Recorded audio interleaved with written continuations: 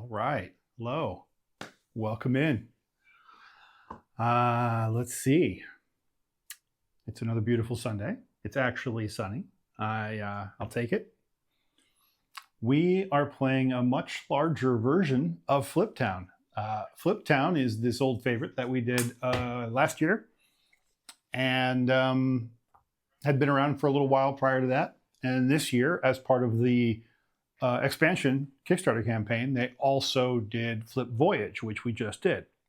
So in that stream, you might have remembered that I said I was going to also be doing the expansion to Fliptown, which is Fliptown New Frontier. And we're going to see if it stacks up. Fliptown, at its core, is unchanged. It is the same game. Fliptown New Frontier effectively doubles the size of this game. Take that together with the expansions, and you have a fairly meaty, crunchy little game. It was already fairly crunchy. I like Fliptown, the core game, a lot for its elegance and its clarity. It's very smooth. The iconography kind of explains itself once you kind of get the basics down, and it just kind of moves along. I am excited / trepidatious to see how New Frontier literally changes the game.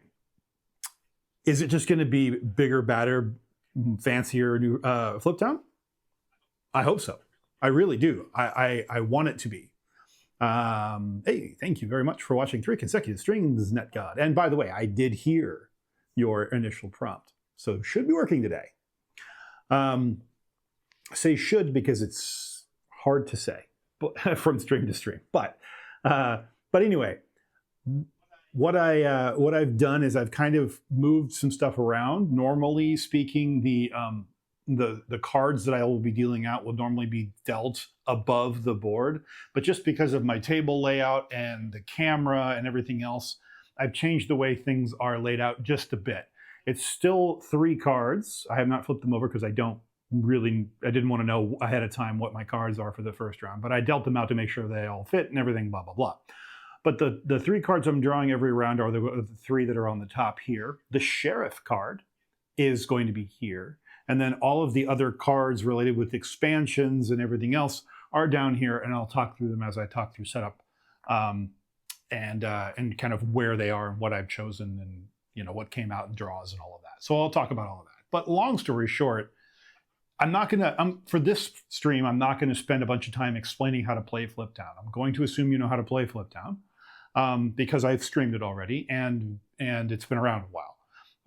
I am going to focus my explanation in the intro on New Frontier, and to be fair, I'm also going to be kind of stepping through that for myself for the first time because I haven't really ingested all of the details. So we're going to go through it all together, and hopefully it'll all make sense to everybody. But let's see.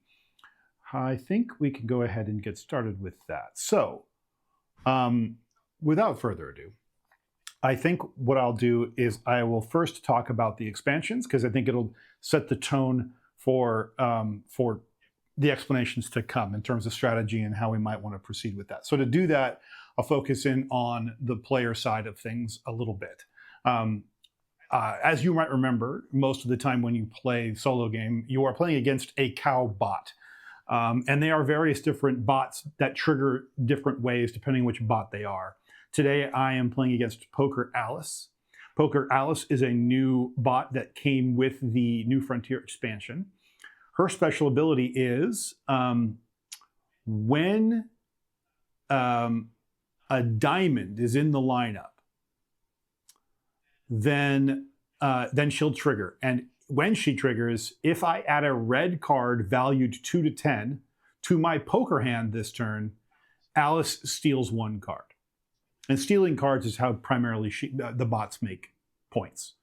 So I want to avoid putting a red card in my poker hand on turns where Alice is active.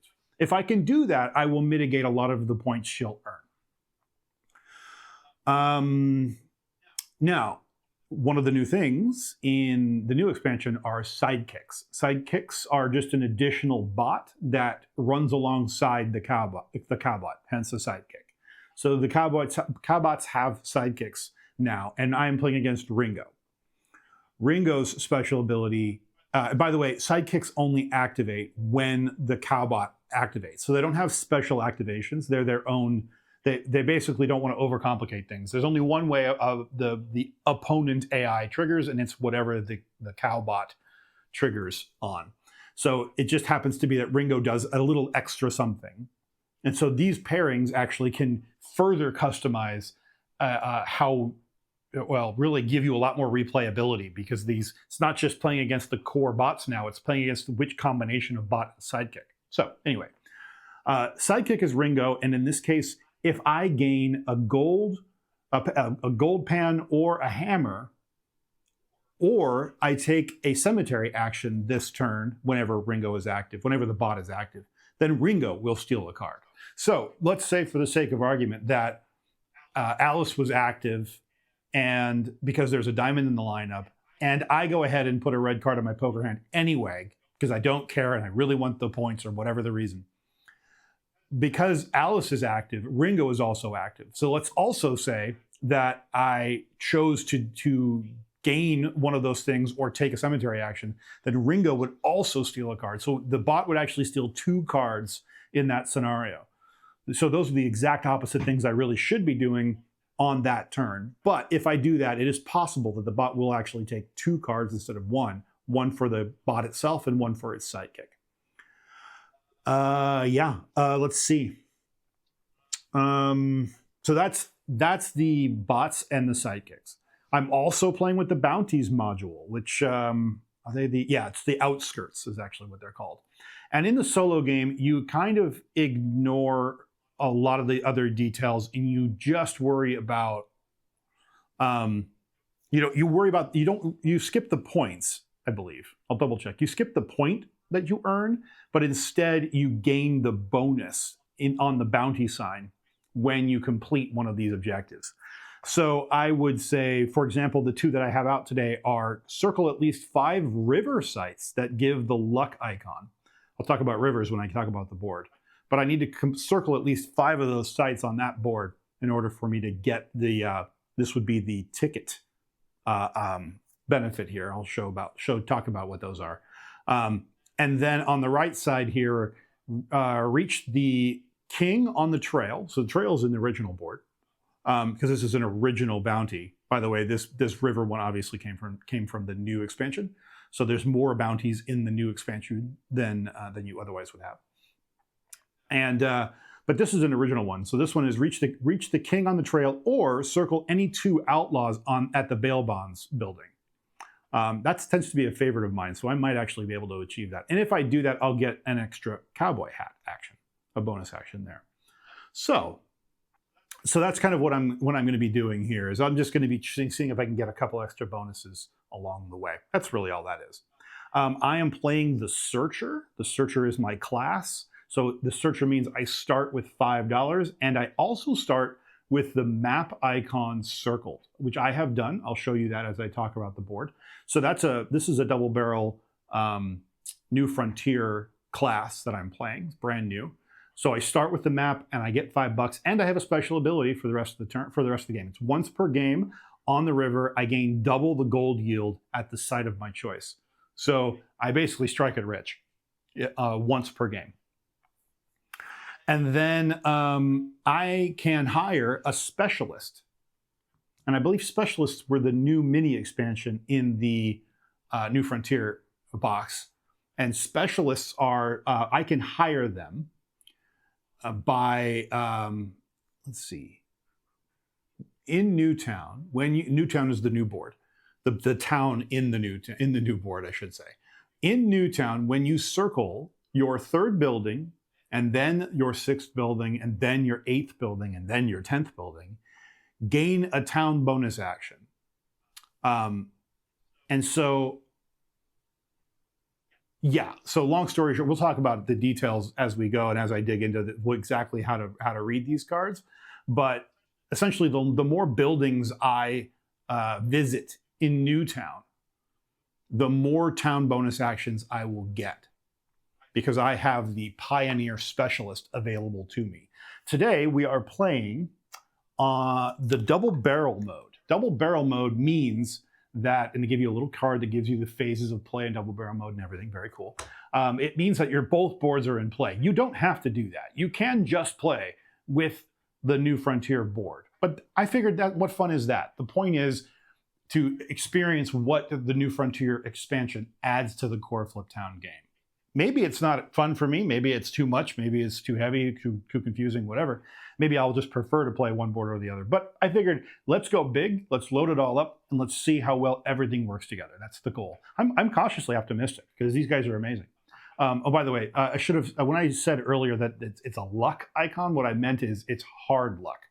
There are a couple new terminologies in this, in the new expansion. We'll get to that. I'm going to read them probably from the book just so you hear the language right along with me. But as a refresher, let's just look at the upper left quadrant, which in this case is the left side of the Fliptown board. Just as a reminder, we have the trail section, we have the Badlands, we have the mine, and then on this side we have, this is the right side of the Fliptown board, we have town, regular town. We have our poker hands that we're going to be accumulating. Normal game, you're going to do 3 rounds. In double barrel, you do 4 rounds. We'll talk about that in a minute. And then here's the points in money you can earn if you win your poker hands, or depending on what you get in your poker hands. The cemetery, and then the sheriff stuff, right? That's your basic, and then of course scoring and all that stuff down at the bottom. And we're gathering cash and gold and stars and wanted, right? The usual Fliptown board. Now to get onto the new board, which is the New Frontier board. This is the left side of the board, and this is where we're going to track our 4th poker hand over here. And then also, now this section is called the Hills. And the Hills, we are wrangling cattle. We're essentially cowboys. Yeah, we're driving cattle. And so we are going to be trying to lasso cattle when we go here. And when we do that, we're going to get hard luck, victory points, and money. Yeah, we'll get into the details as we go. Of course, there's things we can do to make our lives easier. We can get extra points at the end of the game, depending on the type of cattle that we've wrangled. We can get spurs to help us wrangle cattle better.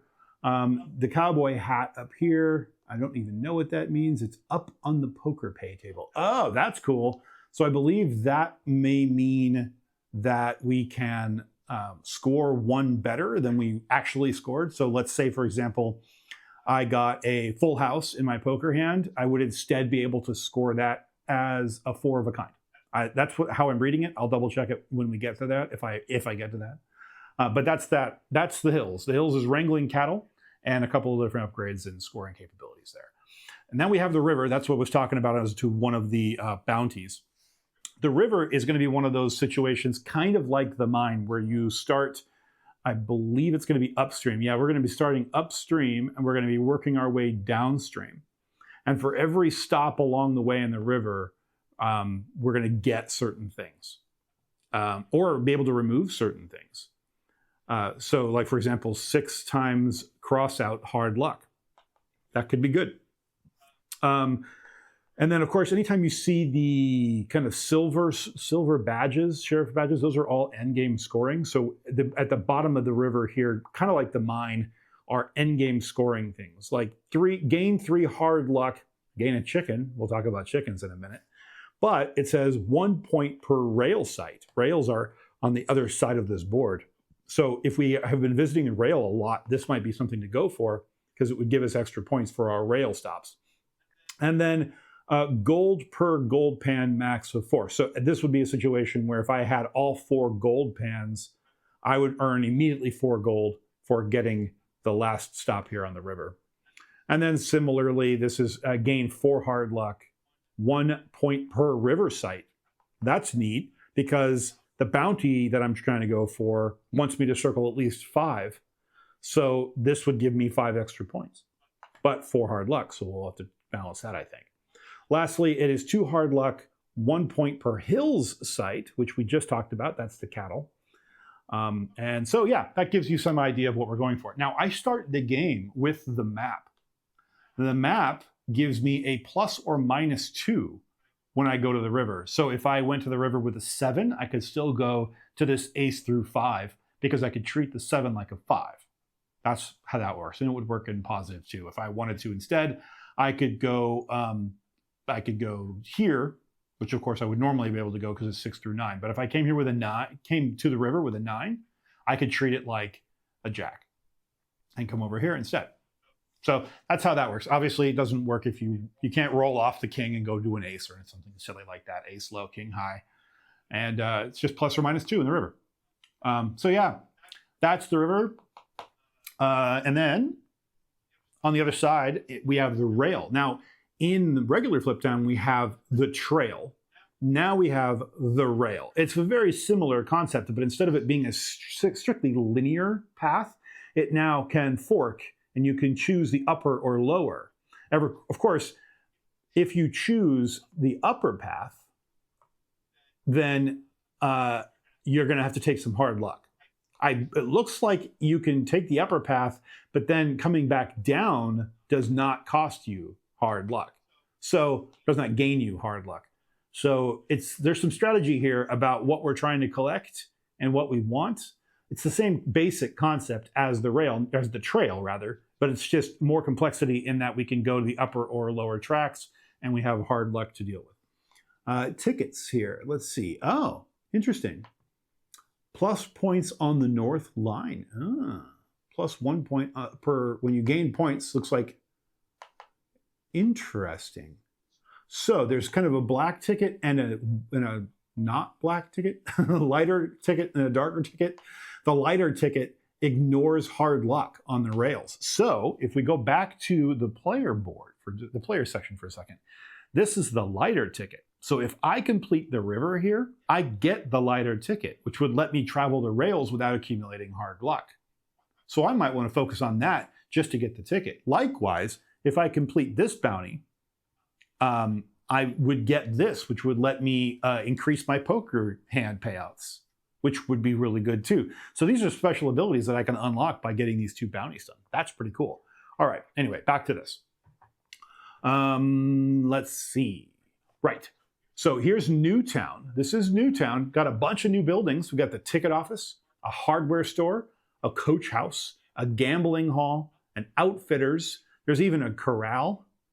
There's a trading post, a prospector's shop, which is where the map is, but because we're the searcher, we already started with the map. That's why it's circled there. We have the assay office. We have the jailhouse. We have the chicken ranch. We'll talk about the chicken ranch in just a second. We have the fortune teller, and we have the hacienda. The hacienda is a place where we go to get more points per type of cow that we've wrangled in the hills. The chicken ranch, you might have been noticing that as we're looking around the board, there are little chickens everywhere. In fact, you can see them here. On the 7 building, which is the coach house, you would take a bonus diamond action, but you'd also get a chicken. And likewise, if we go to the hardware store, you'd get a bonus diamond action, but you'd also get a chicken. And then over here, you'd get an extra point, a star, but you'd also get a chicken. Well, every time you get a chicken, you're collecting them. They got loose, and they're scattered all over the game. And so every time you get a chicken, you cross one off here at the chicken ranch. And then at the end of the game, depending on how many chickens you've corralled, are the points that you end up gaining. And apparently, every time you visit the chicken ranch, you can add a multiplier. So if I got, 5 through 7 chickens throughout the game, and then I visited the chicken ranch twice, I would get a ×2 multiplier, which this building would then score 8 points at the end of the game. If I come back here a third time, that would become 12 points.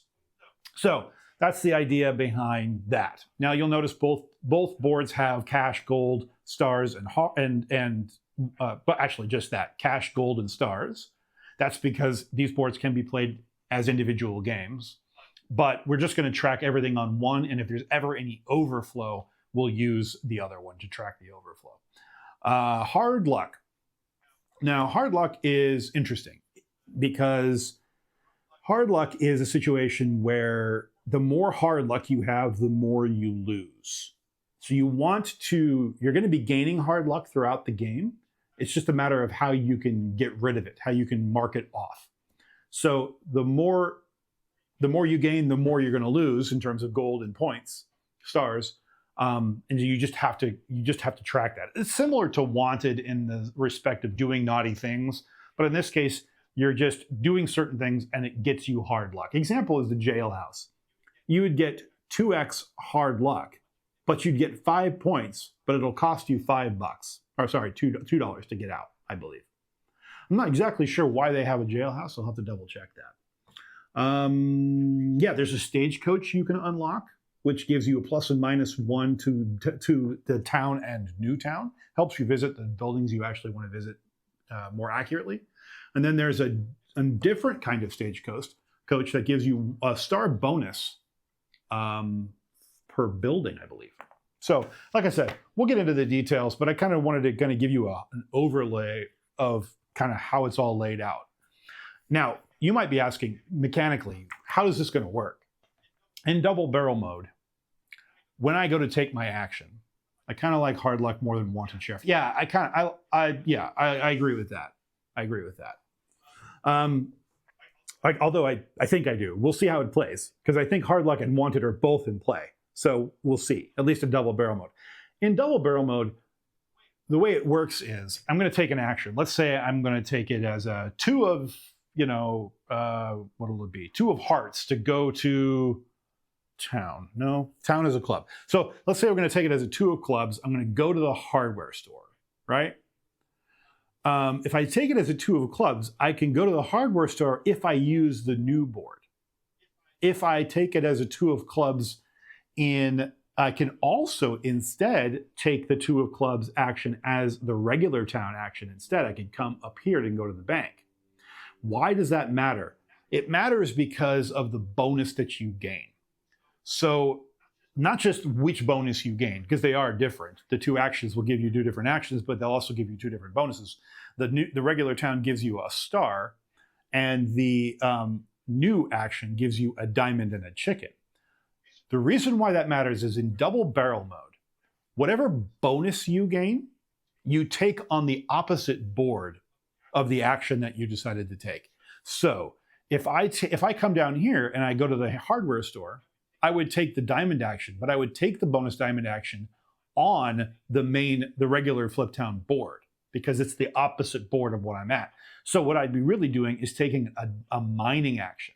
I would go to the mine up here, because that's the diamond action on the main board.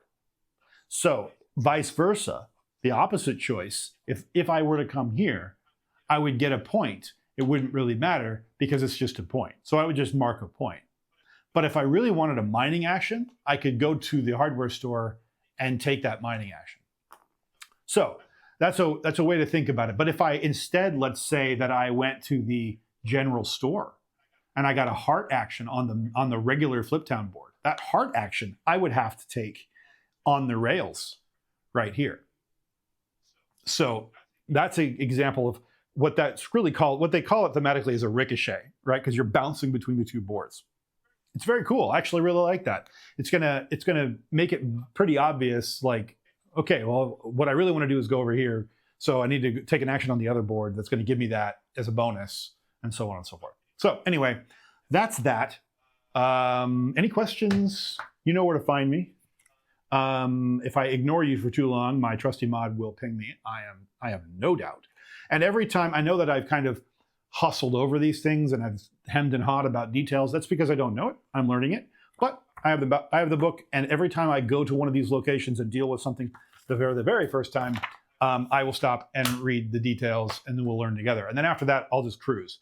One last thing I'll talk about before we get started is, because we are playing with both the outskirts and the specialists, I lose 5 points from my total score for each expansion. So I am at -10 going into the game. So I put a little -10 at the scoring box here, just to remind myself at the end of the game, so I don't forget to subtract 10 points from my final score. That's because these things give you extra benefits and bonuses that should help you, if you use them correctly, to earn more points throughout the game. So it's a way to balance that out. The only thing I am a little bit not unfamiliar with, but trying to remember is how the bot situation works. There we go. Okay. Yeah, what I'm getting at is over here. In fact, I'll come even closer. There you go. So there's Alice and Ringo. What I'm trying to remember is how to fill these in, and I don't remember what the situation is. Yeah. Mm-hmm. If it steals a card, draw the top card from the deck without looking at it and place it underneath the cowbot's card for the end of the game scoring. Right. Okay, here we go. Tally your own score as normal. Then calculate how many points the cowbot earned by referencing the cowbot card using the following rules. Each stolen card the cowbot has is 1 point on easy mode, 2 points on normal, and 3 points on hard. Because I know the game pretty well, I'll go ahead and play it on normal, even though it's probably going to kill me. Each stop on the trail that you didn't circle earns the cowbot points equal to its trail multiplier. I see. Okay, so that means there's 5 multipliers that I'm going to be worrying about the most in this game. Because I'm playing on normal, it's the middle vertical bar, says normal, and it's Rails, Hills, and Newtown. And then the sidekick is on normal, and that means mine and trail. For this game, it's going to earn 4x points, 4 points for every stop on the rail that I don't visit. And that's a lot of points. So I am already predisposed to wanting to travel the rails a lot just to keep points away from the cowbot. Plus, not for nothing, there's other things that help me be able to go there, and there's benefits to going there. So I might want to go to the rails anyway, but this really makes me want to go there. So that's the thing to think about. Hills as well. We're going to be wanting to capture a lot of cattle because that's 3x for hills. And then Newtown spots are 2x. Over here, the mine. I like the mine anyway, so I tend to like to go here. That's 2x, and the trail is 1x. I might ignore the trail, just let him get points for that because it's only 1x. Likewise, Newtown, I'm going to carry a little bit less, but I like the town. I like getting unlocks, so I might be doing that a lot. We'll see. We'll see how it goes. But okay, that's the only thing I wanted to make sure I talk about because I didn't know whether or not I didn't remember exactly how to prioritize things with the bots, and now that reminds me. So there we go. All right, I think we are ready to go. Here's the full view one more time. That is what we are looking at. We've got the new board here. We've got, the old board here, the new board here. Poker hand cards we're going to take 5 turns, and then we're going to score our poker hand. This is the sheriff card. This, as a reminder, is the card that will tell us whether or not we have been arrested. And that's based on the amount of wanted we have. So we'll get there. But at the end of the day, I can bribe the sheriff if I want to with gold, and he'll not arrest me. Yeah. Okay. So anyway, long story short, that's the situation we're in. I think we can go ahead and get started. Got to go for real. All right. Peace out. Okay. All right. Let's get started. Let's figure out what we got here. Our first hand, or our first cards that we need to choose from are a 5 of hearts, a 10 of hearts, and a king of diamonds. All right. There is a diamond in the lineup. So Poker Alice is active. If I put a red card in my poker hand valued 5 through 10. So that means I'm going to want to put this king of diamonds in my poker hand because it is a red card, but it is valued higher than 10. I believe that's true because I want to say that poker hands are the number is higher than 10, but I could be wrong. Let me just triple check. Are they considered more than 10? I don't know. I want to say they are not. I want to say they are just regular like Jack, Queen, King, and they are higher than a 10. I might have that wrong. I don't remember now. They would have. I think it would have said valued 2 through Queen or something if it was meant to be face cards as well. Doesn't make a whole lot of sense for them to do that way. So we'll play it like it really means 2 through 10. So I don't want to play a 5 or a 10 in my poker hand. So we're not going to do that. We're going to use the king for the poker hand. So let's go ahead and just mark that now. You can see it on this view, so I'll leave it. We'll do, it is a king of diamonds. Okay. So we have a king of diamonds in the poker hand. That leaves us wanting to take a heart action. It's going to be the rails. Or it could also be the trail.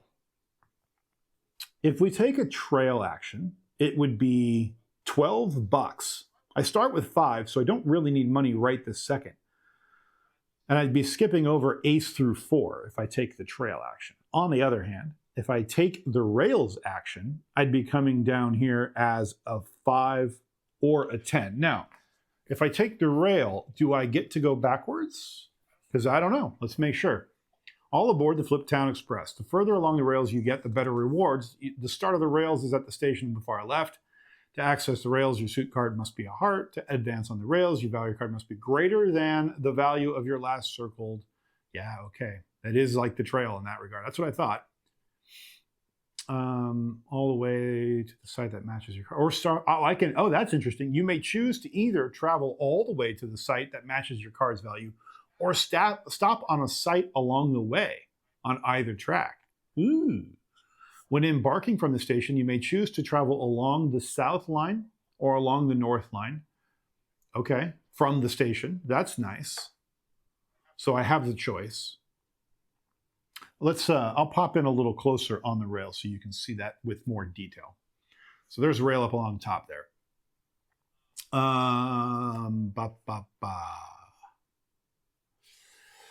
Yeah, okay. When embarking from the station, you may choose to travel along the south or along the north line, drawing a line over the tracks to mark your progress. At any point during your travel, you may use one of the turnouts to switch from one line to the other. Okay. You may travel on the rails along any path you wish. However, you can never backtrack or travel backwards. Aha, okay, so it is like the trail. And I only get to switch tracks once per travel, it looks like. Yeah. If you ever pass through a hard luck symbol, circle it in your inventory. Note that you never gain hard luck on the south line and southbound turnouts. Turnout. Okay. Interesting.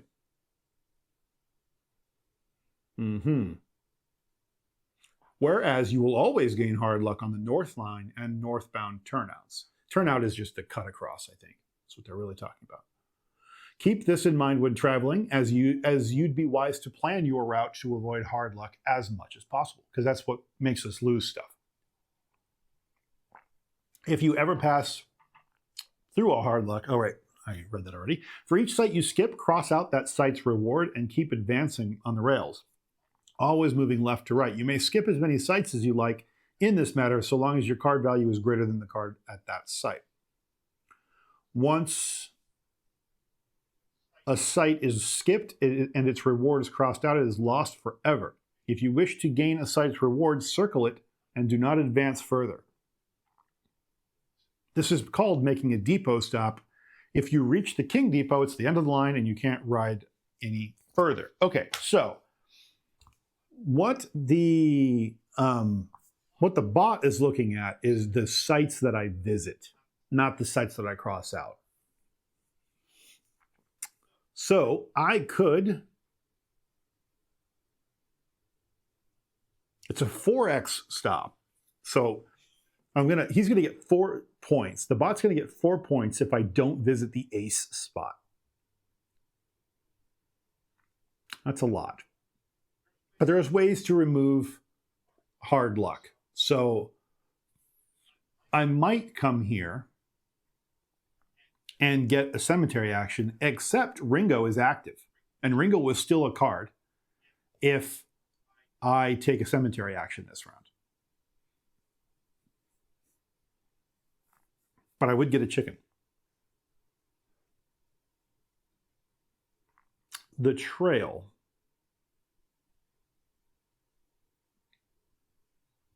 I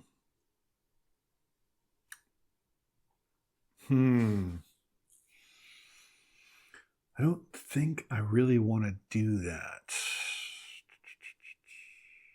Okay, well, I could stop at the 3 instead. But I'm giving up 8 points because these 2 would end up automatically becoming points for the bot. I'm tempted to just take the $8 in the hard luck. But on the other hand, I could take the trail action for 5. But I'm passing up a bunch of good stuff over there early. So I think I might just take the hard luck and take it as the ace. And just do a depot stop at the ace. That might be the least damaging thing I can do this early. Okay, so we're going to take it as, we're going to use the 10 in my player here. We're going to use the 10 as a heart, and we're going to take the 5 for its numerical value. So we're going to play it as a 5 of hearts, and we're going to visit the rail and make a depot stop. That's how this is going to work. So we're going to take the hard luck. So we're going to circle the hard luck. Hard luck is circled.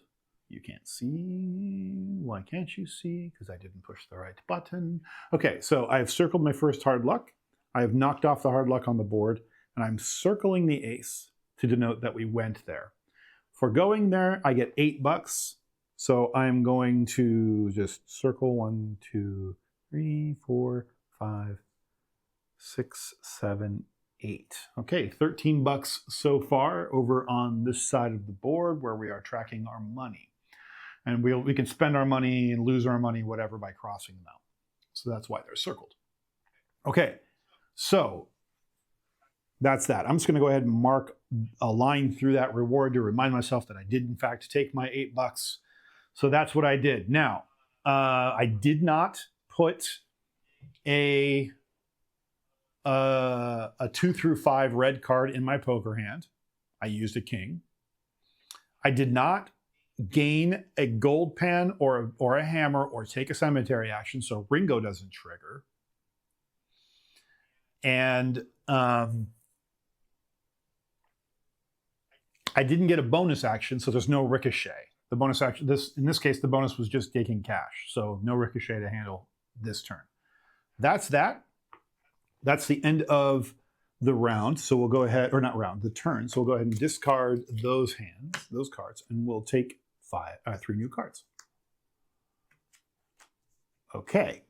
Now, there is no diamond in the lineup. So the poker bot Alice, Poker Alice Cowbot, and Ringo are both not active this turn. I can do whatever I want. I'm unencumbered. So I should take advantage of that if I can. I have a spade action. I have a spade action. I have a club action and a heart action. We just did a heart action. I don't really want to do another one right now. Club action would be going to Newtown or regular town. So that's an option, which I really like. I would like to do that. There is an 8 on the board. So I could, let's take a look first at Newtown. It's the new hotness after all. The 8 slot at Newtown would give us a gold pan, which would be really good. And then draw, then choose higher or lower, then draw again. Win, draw, lose. So we're going to gamble. If we come here, I'd have to spend $2. We're going to gamble. If I win, I earn $5. If it's a draw, or not $5, 5 points. If it's a draw, I earn 2 points. And if I lose 1 point. Well, I have no points to lose. So now's the perfect time to gamble. And I'd get a gold pan. And I have to start with $13, so I can spend $2. And it would work towards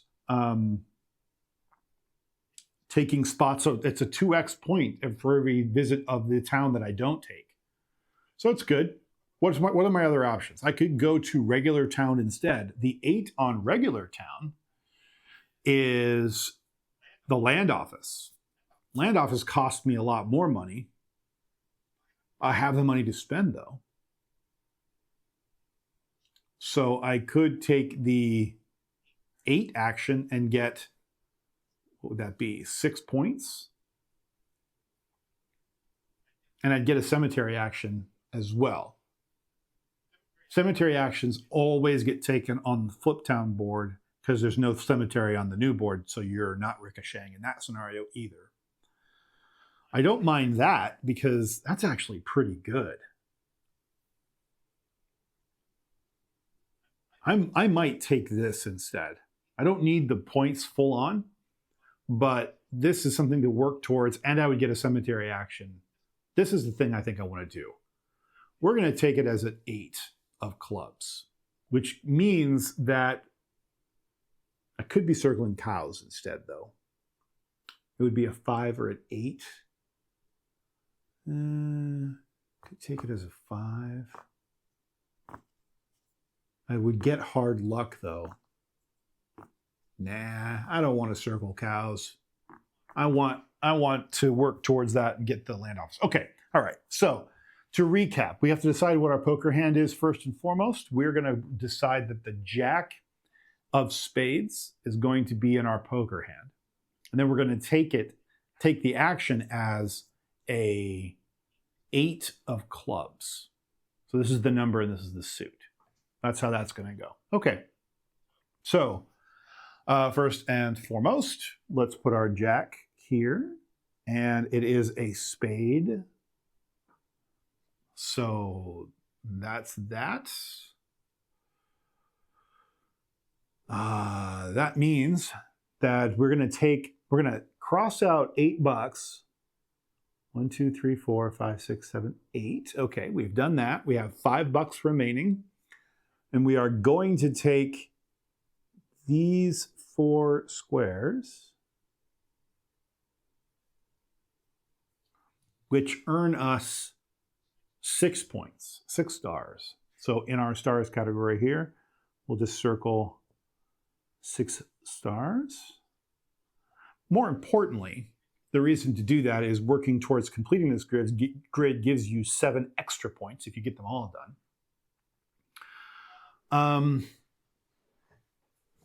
I'd have to come here at least 3 more times and spend probably $14 total additional in order to complete that. So it's not trivial, but can be done. And now I get a bonus cemetery action. As a reminder, cemetery, you start in the center and you decide which direction you want to go. So starting out, I have a choice between 4 different advantages. I can gain a gold pan. I can gain a hammer. Both of those earn me things. I can get 2 gold or $4. And it also depends on which direction I end up going. I will gain wanted, but I'll only gain 1, so I'll probably be okay. Famous last words.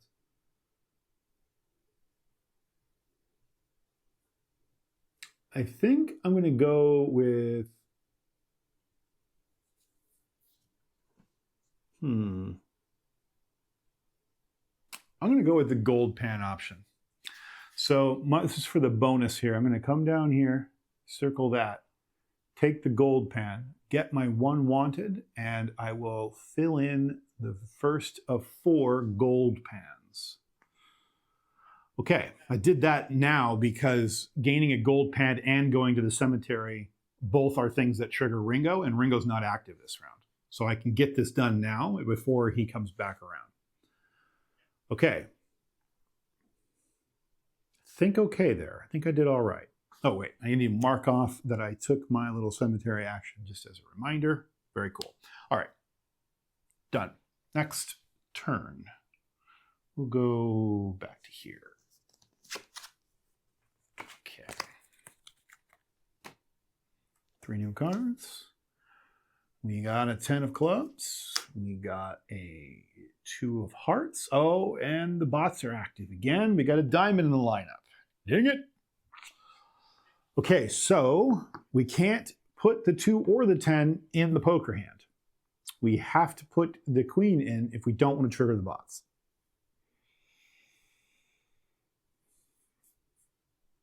So we could, I think we should just do that.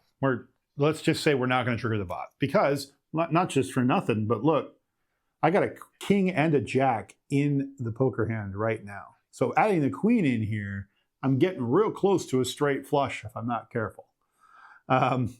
So queen, and that's a diamond.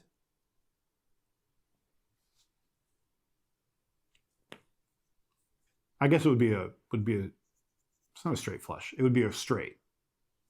It would be a straight. But anyway, getting close to a straight. So there's the queen.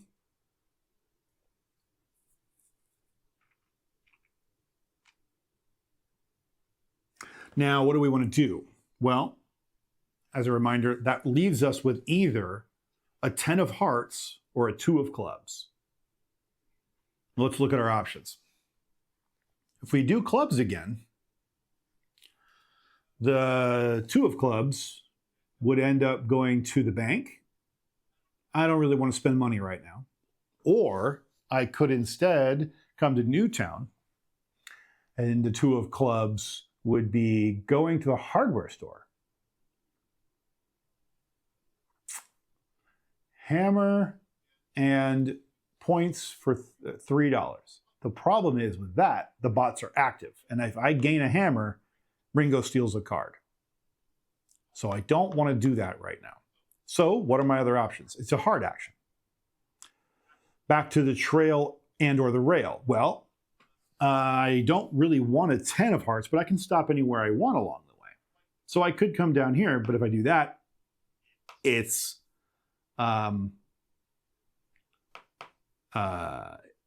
cemetery action, and Ringo will steal a card.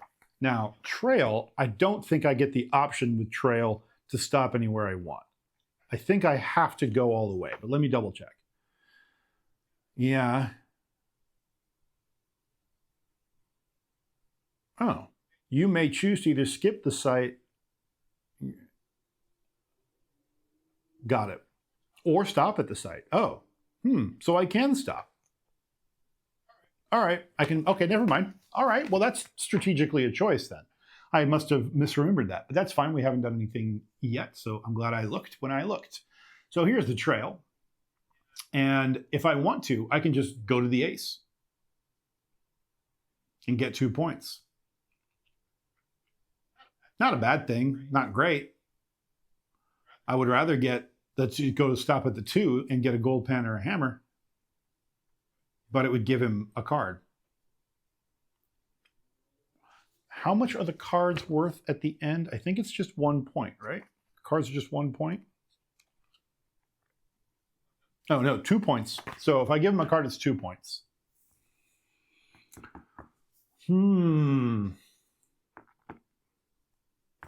But it would be, he's going to steal a card for, okay, yeah, it would only give him 2 points. Well, I don't know.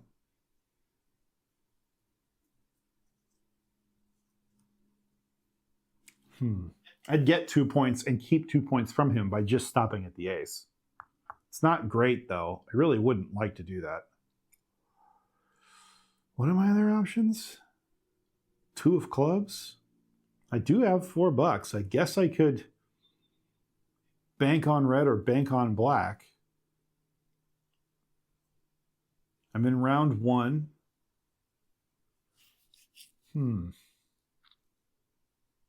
All that means, I believe, is if all of my cards in the lineup are a red or all of my cards in the lineup are black, then I earn whatever I earn in points, depending on what round it's in.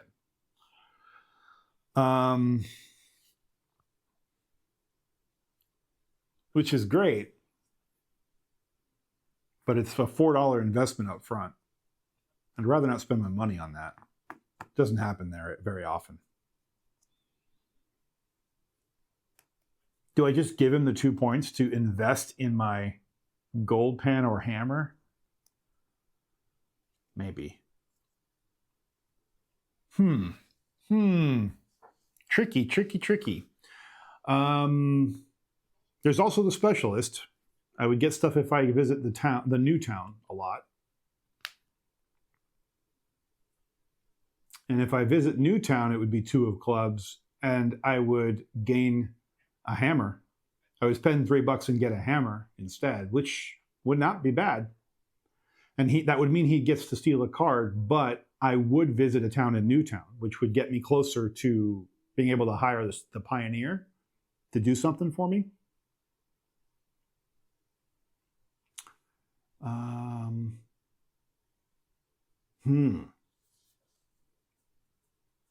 And I would offset one of the points by earning a point by getting the hammer.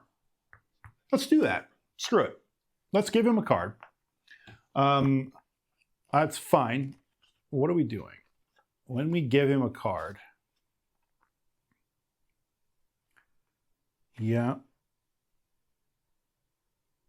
If it steals a card, draw the top card from the deck without looking at it and place it underneath the cowbot's card. Okay. All right. So what I'm going to do is I'll come back here. He's going to steal a card, which is scary because it could be a card that would benefit me a lot, and it's gone for the rest of the game. But we're going to tuck that card underneath Ringo.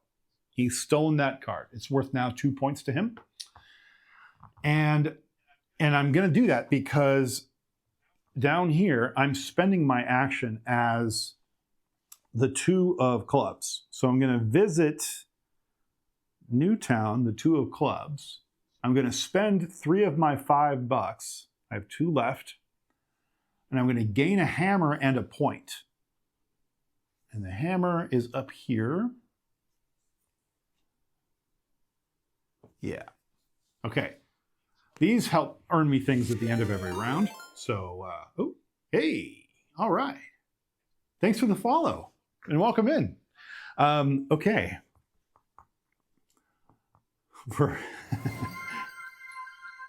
Nice. Thanks for the raid. Appreciate you. Welcome in, Raiders. All right. I love to see it. We're playing a little Fliptown, playing a little new Frontier, brand new. It's a double barrel Fliptown experience. It's huge, massive now. It's way bigger than Fliptown ever was. Really enjoying it so far. It's crunchy for sure, like deciding what we want to do. But we were just finishing up our action here. We just got ourselves the hammer. I spent the money. I crossed off the hammer. I got the point. Did I get the point? I did get the point. Great. And so now I get to take my bonus action. But I also got a chicken. Chickens are new. You actually go and mark them off on the on this chicken ranch. And the more times you visit the chicken ranch throughout the game, the more points those chickens are worth. Very neat. I haven't visited it all yet, but it's my first chicken. So I just got the chicken. They got loose, and so our job is to collect those chickens throughout the game. And now we take a bonus diamond action. In double barrel mode, whenever you take a bonus action, you take it on the opposite board if possible. In this case, it's a diamond, so I would get a free diamond action up on the main board. The main board, the main Fliptown board, this is the other board. So it's kind of ricocheting back and forth. So because I took that action and I visited Newtown on the new board, I am now going to the main Fliptown board to spend my bonus action of going to the mine. Bonus actions when going to the mine. Do I just get to cross off one or the other? I think I do. Which I think means he earns another card, which is a bummer because I can't actually stop him. Bonus actions. I think it is just a... I just want to remind myself because it's been a minute. Yeah. Yep. Okay. Yeah, I'm nearly certain I get to cross off anything that's accessible to me as a bonus action. So I will go ahead and choose well, it depends on which end game bonus I want to go for. Do I want like circled buildings? Do I want mines, trail stops, robberies? I think circled buildings makes sense. So maybe go down the left edge first. We'll get another hammer. Could get another gold pan. Wouldn't suck though. But we'll get the second hammer, it's fine. So we're gonna go ahead with our bonus action and we're gonna go here, which gives us a gold. We'll mark it off on the board we're tracking everything on. And so I'll cross that off and we get the hammer, which I'll cross that off as well. You'll see that on future views. So there we go. We've visited the mine and with our bonus action. Now the problem is I gained a hammer. So what does that mean? It means because the bot is active right now, Ringo gets to steal another card. If you gain a gold pan or a hammer or take a cemetery action this turn, Ringo steals one card. I've already done that once and I just did it a second time. So he stole 2 cards from me. That's not good. It's not good at all. It is what it is though. So that's that. I couldn't avoid it. Okay, so there's the main view. Looks cool. Yeah. It is. It's very cool. Thanks for coming in and checking it out. Okay, so there's the main view. We did a little mining. We visited the hardware store. I should mark off the fact that I took my bonus diamond action. There we go. Okay. We've already gone to the land office a little bit. We're working on our poker hand. We did a little cemetery diving. Got a little wanted because of it. Yeah, we're doing all right. Got a little bit of hard luck, which will mitigate that later, I hope. Yeah, okay. That's the end of that turn. So we're going into turn 4 of our first round. Okay, if we get a diamond on the lineup over here, then the bots are active again. And we got a diamond again. Oh man, it's killing me. Okay.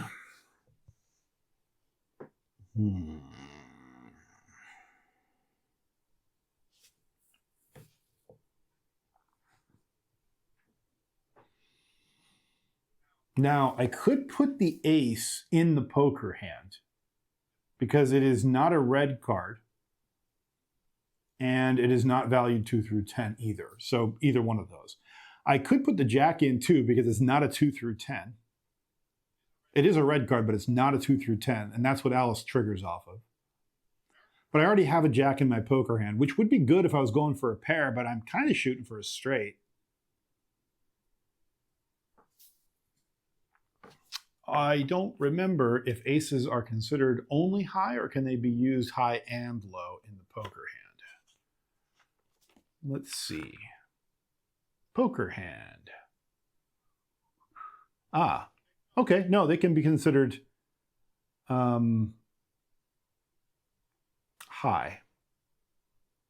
I think.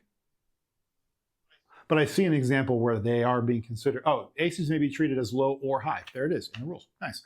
Great. So I think I want to put the ace in there because it can work towards my straight.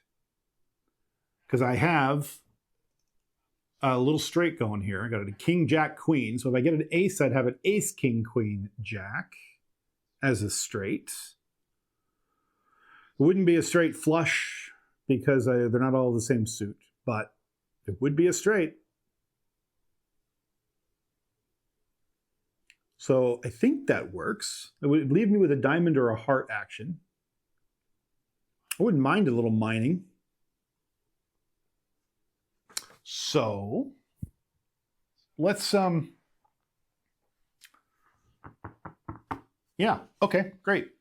Let's take it as an ace then. As a poker hand, we'll throw the ace here. And now it is a club. Okay, so we have ace, king, queen, jack. Working okay. But that leaves us with the 3 and the jack. So I'm either taking it as a 3 of hearts or a jack of diamonds.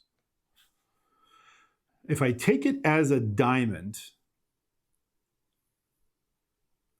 I would have to gain a gold pan, and I don't want to do that. So what if I took it as a 3 of hearts instead? I could travel the rails. Yes, that's true.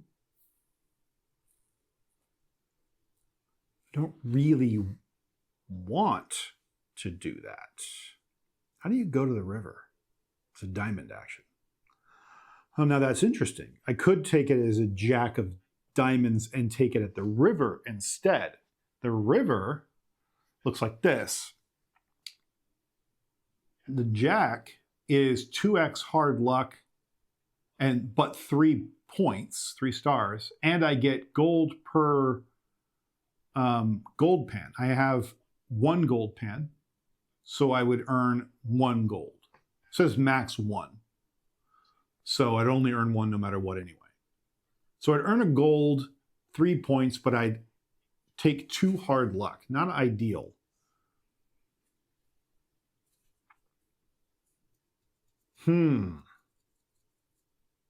I do have, that being said, I do have the map already unlocked because I am playing as the searcher, which is my character.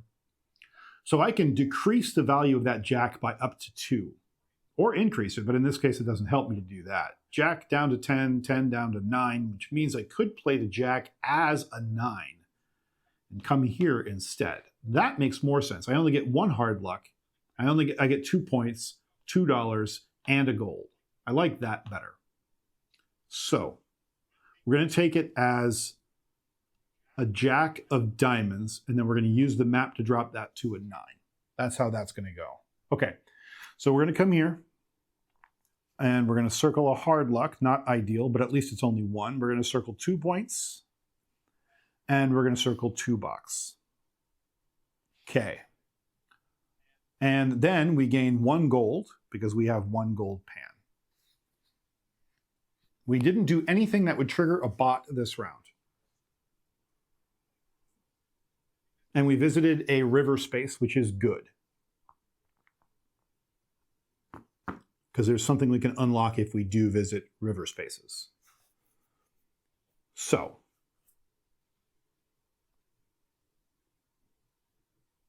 Okay. All right. Is that all I did? I think that's all I did. We took the ace. We visited the river. There was no bonus action. So that's that. Okay, great. Moving on. We'll come back to the main board view so you can kind of see the state of things. Is there a poker minigame? There is. There's a poker minigame that you're playing. One of the things you're doing with these 3 cards is you're deciding which card gets added to your 5-card poker hand. And then at the end of the round, you score your poker hand, which gives you money or victory points, depending on how good your poker hand is. Unfortunately, I did just miss my straight draw. I did not, unfortunately, get a 10, which hurts. Ooh, that hurts. I could, in fact, salvage it by getting a pair, at least, if I put the king in there. There is a diamond in the lineup, so Poker Alice is active, which therefore means Ringo is active. So I think I might salvage it and put the king there. Are we going to take this as a 2 of diamonds or a 6 of spades? Because we are definitely going to take it as a king to salvage our poker hand. Unfortunately, we gambled and it did not pay off. That's fine. That leaves us with a 6 of spades or a 2 of diamonds. 2 of diamonds wouldn't hurt. Because if we took it as a 2 of diamonds, we could take it as a mining action, come over here and get a free spade action, which we could use to circle some cattle on the new board. Or we could also take it as a Badlands action, but I really don't want to accumulate more wanted if I don't have to. So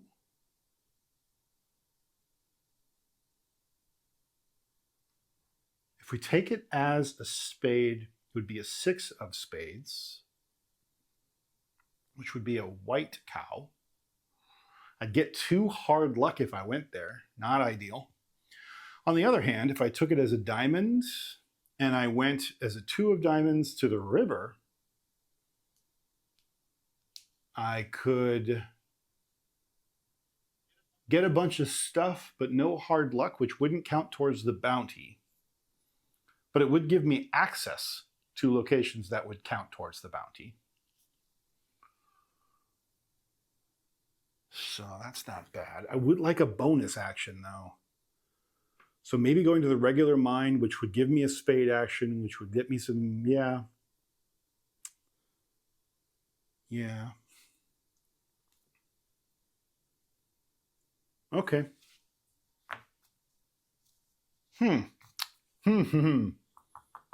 That's tricky. Let's work towards that end game bonus at the mine. Let's just do that. We'll take it as a 2 of diamonds.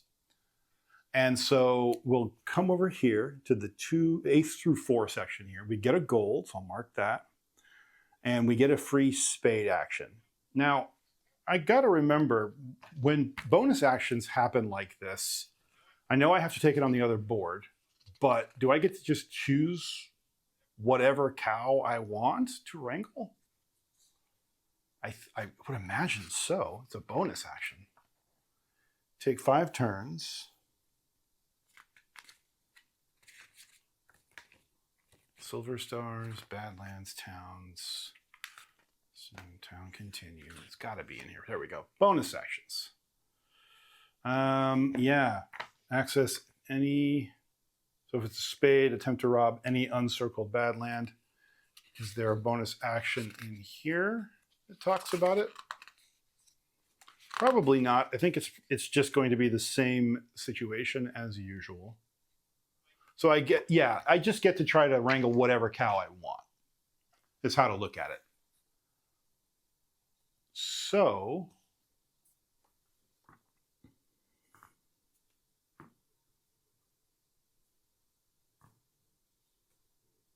circle a cow to score. All right.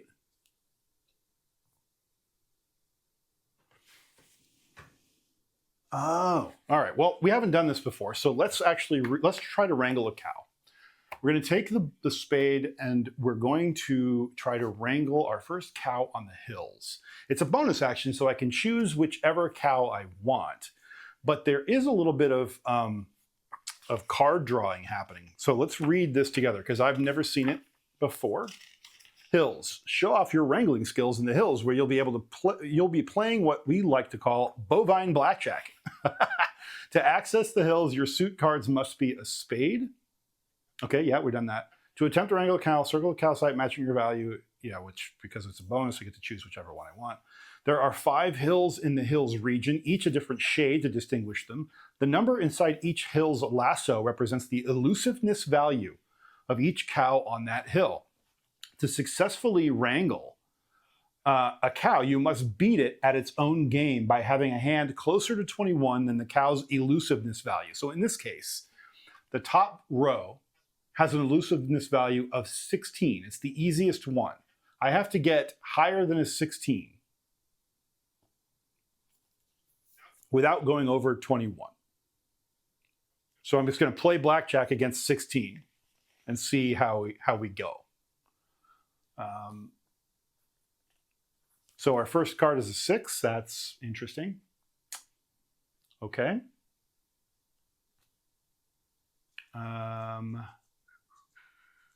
Okay, second card. Let's say draw 2 cards, right? Yeah. Great, it's a 10. Okay, pretty decent though. If you stand to avoid busting, your value is less than the cow, you fail. If it's equal, you push. And if you hit and you go over 21, you bust. Okay, well, I'm gonna hit because it's probably a really good spot for me. Oh boy, now it's not.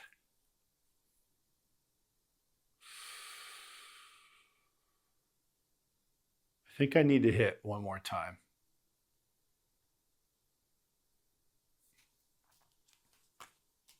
$17, y'all. All right, I hit. I passed it, so I won. I successfully wrangle a cow, and I gain all of the hard luck, all of the stars, and all of the cash.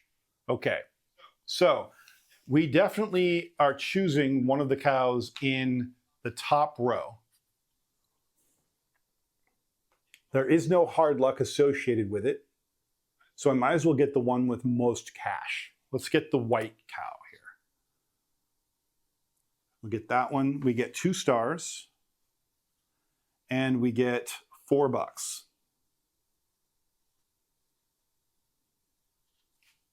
Okay, I'll cross those off just to remind myself that that's what we got. And that's that. Now, I believe when I complete this row, I'll get a bonus star action as well, which is neat. Okay, I didn't get any hard luck because I didn't take a very difficult cow there, so that's nice. All right, so what happened? We went to the mine, we got our bonus. We went to the mine, we got our bonus spade action, which we then used to play blackjack in the hills to wrangle a cow. Okay. Okay. That's that. Moving on. So I want to make sure I didn't miss anything. I didn't. Last hand of the, no, this is the last hand of the round. That was the last hand of the round. So now we do end of round stuff. Want to make sure there's nothing in specifically in Newtown or anything else that talks about end of round. I think it's just the usual deal. Yep, it is. Hard luck. Let's talk about at the end of each round, you pay in gold or stars to remove all hard luck. Ooh, or gain 1 hard luck to delay. Oh, interesting. It would only cost me 2 stars or 2 gold to get rid of hard luck now because I have 1 through 3 hard luck. I've got 2 hard luck. I'm looking down here. So if I wanted to do it now, it would cost me only 2 stars or 2 gold. If I instead delay, I would gain 1, but not have to deal with it. But coming up here, it's way more expensive. 5x gold or 5 points to get rid of it if it's higher than 3. I kind of feel like I should just do it now and get it over with. I think we will. I think we'll go ahead and spend the 2 stars and we will wipe out the 2 hard luck. So now we've gotten rid of all of that. Okay, now we look to see if we go to jail or get arrested rather. We did not because our wanted value is a 1 and the king is way higher than that. So we are not wanted enough for the sheriff to come after us. That's great. And our poker hand we resolve. Unfortunately, I was 1 card away from achieving my straight, but I failed, so I went for a concession of just a single pair. It's a bummer, but there it is. 1 pair is $2 and, is it $2? Yeah, $2 and 1 star. So one of the stars that I lost, I just got back, and I get $2. Okay. Okay, now we do shuffle the cards at the end of every round, so I will do that right now. The cards that Ringo stole are permanently stole, so those cards are no longer in the deck to be drawn, and I can't get them back. They're gone for the rest of the game. So that permanently changes the luck of the draw in terms of what you're hunting for, because you really don't know what cards he got when he stole. Okay, so we've reshuffled. Round 2, fight. First thing we do is we put a new card face down for the sheriff. That card stays there. That is now the value that we're trying to stay underneath this hidden value here from a wanted perspective. Looks like there's going to definitely be bots this round. We've got 2 diamonds, 3 diamonds. Wow. At least I can avoid putting a red card that is valued 2 through 10 in the poker hand.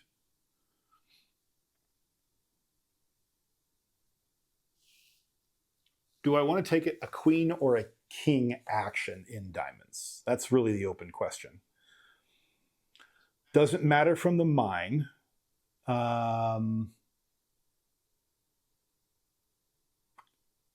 Does matter sort of for the river, but not really. Okay. I would love to play the deuce of diamonds, which I can do actually. So, okay, that's fine. Let's do that. Okay, we're going to put the king. Sure. We'll put the king in the poker hand. Okay, that is a diamond. It is above a 10, so Poker Alice doesn't get to steal a card. And we're going to play the 2 of diamonds. Sorry, it'll be 2 of diamonds, really. Yeah, and we're going to do that at the mine. So the mine is ace through 3 here, which gives me a wanted. Not great, but I only have 1 right now, so it's fine. I get 6 gold, though. That's huge. 1, 2, 3, 4, 5, and 6. And then I also get 1 star. Okay. So I'll just go ahead and mark off that I did all of that. No bonus action, but a whole bunch of goodies. So here are, let's see, here's all the gold that I just got. Added the star. And I believe there was money in there. I don't remember. No, I don't think there was. It was just wanted. Oh yeah, and I took my wanted, and that's up here. Right, well, good news is we are now 1 step away from these 2 endgame scoring conditions. But I've been spending all my time out there. I haven't been doing anything in town, which is what I would really like to be doing right now. But that's all right. We managed not to trigger the bots. That's the important part. So good to go. I'm probably caring about the bots a lot more than I should be. But we'll see. We'll see.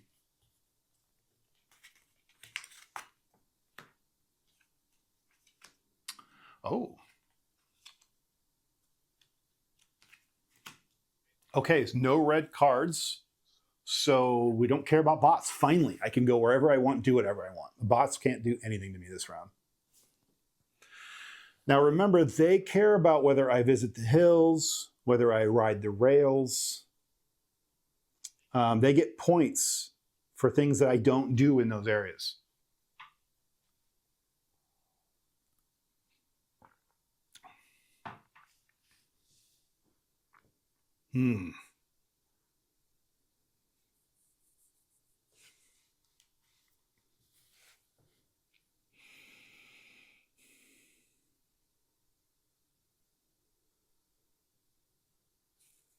I think we'll put the queen in the poker hand because it's a club and I have 2 clubs, so that's not going to change my functional options any. I think I could go to the town though, and if I go to the town, I could use the queen. Oh, but I want the 10. I want the 10 and I want the club. So we're going to put the ace in the poker hand. That's what's going to happen. Okay. All right. I've just already decided that's what we're going to do. So we are going to put the ace up here. And that is a spade. Okay. That leaves me with the 10 and the queen. And I'm going to play it as a 10 of clubs. 10 of clubs. Because I really want to come here to the bail bonds building. I get a star for the first time I visit this place. So I'll mark that off. And I get to choose an outlaw to hunt. And every time a queen, jack, or king, depending on which one I choose, shows up in the lineup, I get one of those bonuses. But I have to choose now. I've seen, so far in this shuffle, I've seen a lot of queens and kings. I've seen a king and 2 queens. I've not seen any jacks. So I'm going to go ahead and choose jacks because my odds are better of hitting one of those. So what I'm going to do also, just to remind myself, is I'm going to circle the jack outlaw up here. Why was I so excited to come here? Well, first of all, I like when I hit those cards. It doesn't happen too often, but more importantly, this is actually the better view. Okay, one of the two bounties I have is circle any two outlaws at the bail bonds. If I complete that, I get cowboy hat. And if you remember from earlier, cowboy hat is a benefit I have that lets me upgrade the payout of my poker hand. It's as if I got a better hand than I had. So I get to go up one step, I believe, on the poker hand. I'm going to go find it because I want to make sure I'm reading that right, but that's how I read that symbol. Where are you? Where are you?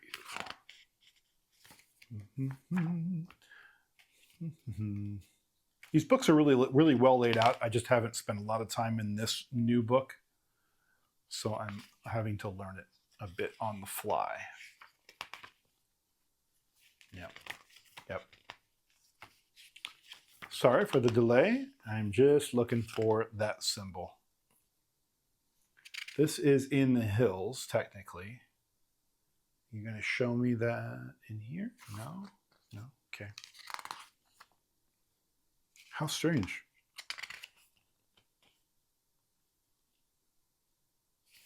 Huh. I bet it's just in text. I'm looking for the symbol everywhere, hoping that they're going to just show me the symbol, but I see no actual use of the cowboy hat symbol in the book. That is very frustrating for somebody who is just skimming the book looking for the answer that they're looking for. Hills. Yeah.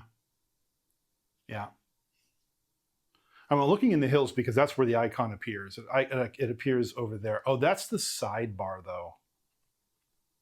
Poker deck, sidebar. Yeah. Huh. The Royal Ridge is what that's called. That's really frustrating. On any poker pay table, it's just up arrow on any poker play table. I could buy it by going there too. I just don't want to. I'd rather get it for free. Huh. It's at the Outfitters in Newtown. So let's go over there. Sorry. I'm just learning. Outfitters. There we go. Your other buying option of the Outfitters is a black hat, which raises your poker rank to the highest rank within that rank's same column on the poker pay table. Wow. So that one of a kind, that one pair that I just got could have actually been upgraded to a 3 of a kind. That's even better than I expected. Wow.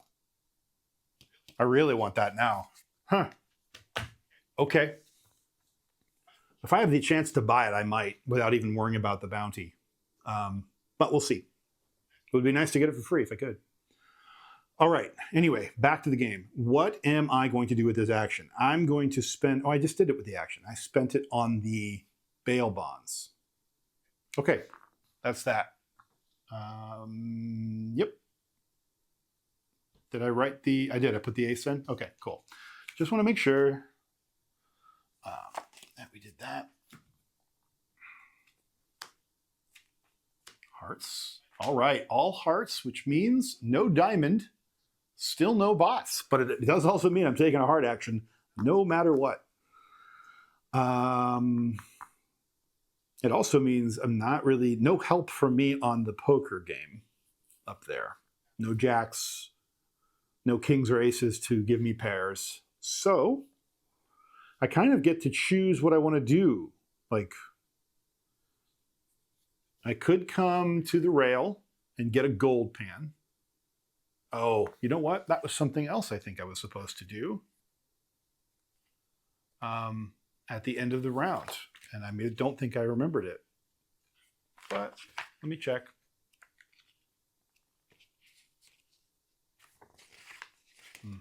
End of the round. End game. Bounty.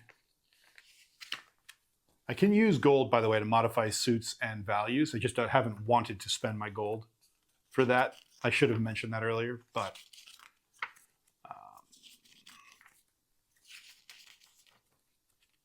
right. Here we go. Pan and work. That's the thing I forgot to do at the beginning of the, or sorry, at the end of the last round. So we'll do it now. I haven't gained a hammer or a pan since then, so we'll just do it now. This is what I'm talking about down here. This is just a reminder. Gain 1 gold per circle gold pan. So I would have earned a gold. I'll do that now. And gain $2 per circled hammer. I have 2 hammers, so I get $4. Okay. All right, I've done that. Now I can move on with my turn. I'm about to gain probably another pan. We'll see. The other option is I could come over here to the trail and spend that as a 3 instead, which would give me a cemetery action, which in turn would give me a club action or another hammer or 2 gold. Well,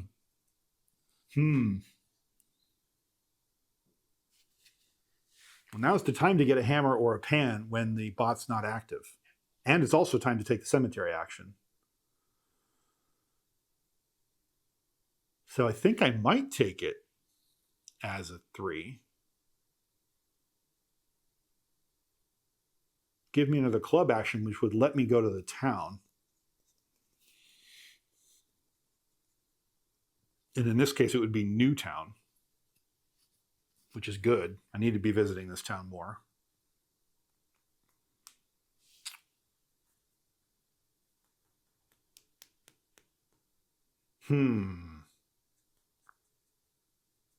Yeah, let's get some combos going this turn. That's what I think we need to be doing here.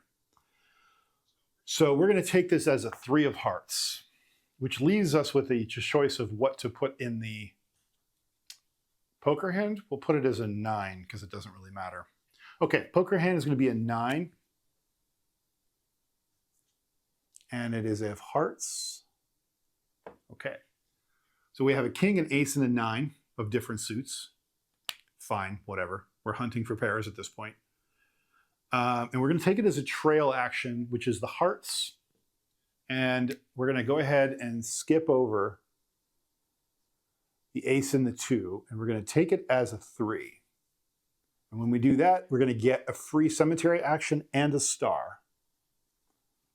So we'll take those both now. I took the star already. The cemetery action is over here. And my choices are, I can either branch off of the space I've already visited from, left or right, or I can branch off of the center, which is also where I started. I'm going to go ahead and take the free club action. So we're going to come over here, which gives us another wanted, which is not good. Now we're at 3. So the higher my wanted value, the more that sheriff's card comes into play. But for now, I'm low enough and I'm not too worried about it. So let's take our free club action, which is what I get as a bonus for doing that grave robber thing. So the club action, because I took the cemetery, is actually now ricocheting down to the new board. So I have to visit Newtown in our club action here. Okay. That is very interesting.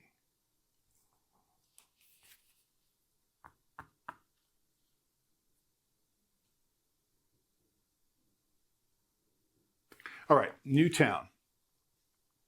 I can either take this as an 8 or a 3. A 3 would be the corral. First visit, max 6 fences. Oh, I get to draw fence segments? Interesting. I think. Oh, but I spend money to do it. Or the 8, I get a gold pan, which is again the time to do it for the bonus for coming here the first time. But I am gambling. So essentially I get a free gold pan with a chance to earn some points. Okay. Maybe I do that.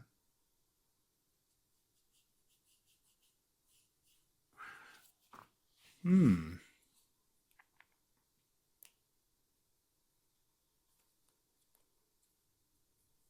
If I came to the 3 and I paid for some fences, like $4, I could like close in some of this stuff.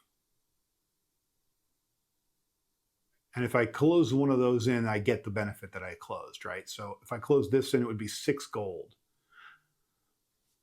So I'd be paying $4 for 6 gold. Or a chicken, right? Or $12.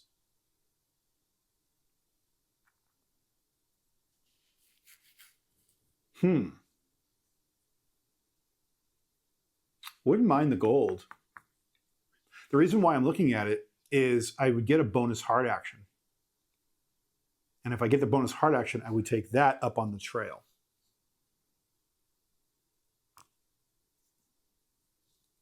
And I could just say, screw it, and go all the way to the king.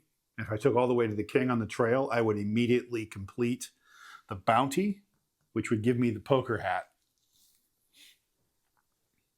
So that's a nice, like, super ping-pongy trip. I like that so much, that's what we're going to do. We're going to take it as a 3 of hearts. So we're going to come buy some fences. We're going to do this action here at the corral. So we're going to spend, it says I can do a max of 6 fences. I might just do all 6 and work my way towards another benefit. Because it's the first visit, a max of 6 fences, which means I can't get 6 fences in one visit at any other point. Might as well do it now. I got the money. $6? Sure. Okay.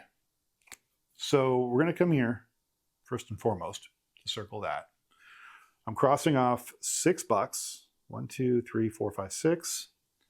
And we're definitely going to take the 6 gold. So 1, 2, 3, 4 gives me 6 gold. 1, 2, 3, 4, 5, 6. Okay. Now the other 2, I'm sure from here I have to build out from where I started. It would be my guess, right? This is the corral.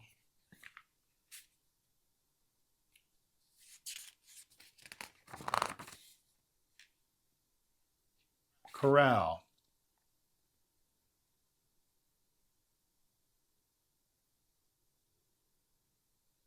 You do not have to fence in each reward individually and can therefore build a larger fence. Right. Yeah. It looks like I can just do whatever I want. Yeah, it doesn't mean they have to be contiguous. That's cool. Okay. So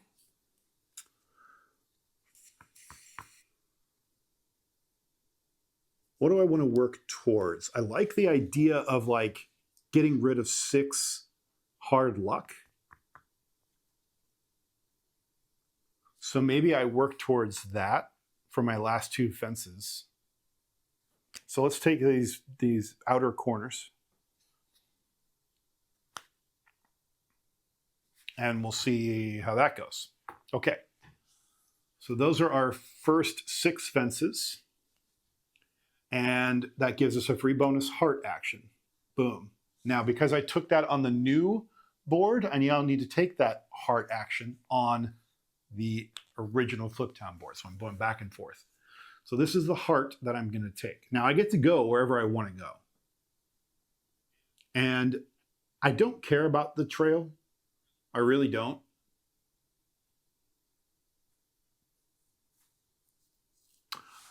Now, about the ricochet thing.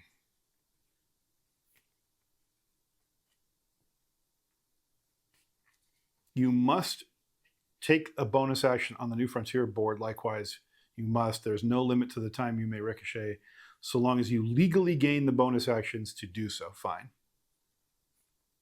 So that's the downside. If I do this and I can't go to the trail again, then I would lose this action. So if I wanted to, because it's a bonus action, I could just mark off the king right now, and it would lose every action on the trail. I would be giving him, to be clear, I'd be giving Ringo, what is that, 10 points, because I would only be visiting 2 stops along the way. So that sucks. I could get another one of these bonus actions along the way, though. I could wrangle cows in the hills again to get another free diamond action.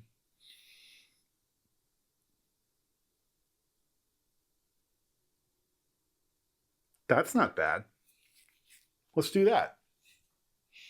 Let's, on the trail, rather than killing off the king. Yeah, it means we don't get the poker hat, but we get more actions. Let's take it as a 6, which kills off those 2.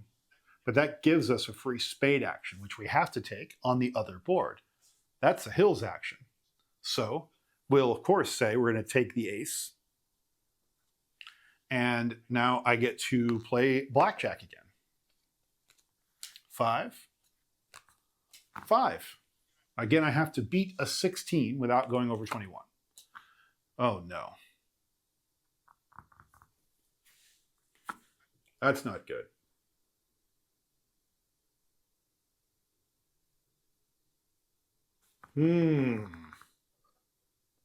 Do I push? The odds are not good. If I fail, I gain all the hard luck. There is no hard luck. Half the points and no money.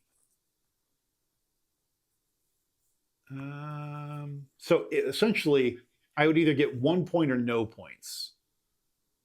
I feel like I should just go ahead and push, or fail rather. So I would at least gain 1 point. There's no hard luck to gain here, because I don't think I'm confident that I'm going to get a 6 or lower on that. So we're going to go ahead and fail that. That's okay though. No hard luck because of where I'm at. It still completes the action. I don't get any money, but I do get 1 point. So I'll take my point, run away. More importantly, because I completed this row, this hill, I now get a free diamond action. So I'm just going to keep on ping-ponging. Diamond action up to the mines on the main board is our diamond action. So that means I can now take this 3 or 4 and get my per building circled. Right now I visited, I didn't circle these, so I'll circle those. I have visited 1, 2, 3, 4 buildings right now. So that would be 4 points right now at the end of the game. I gain 2 wanted if I do that though.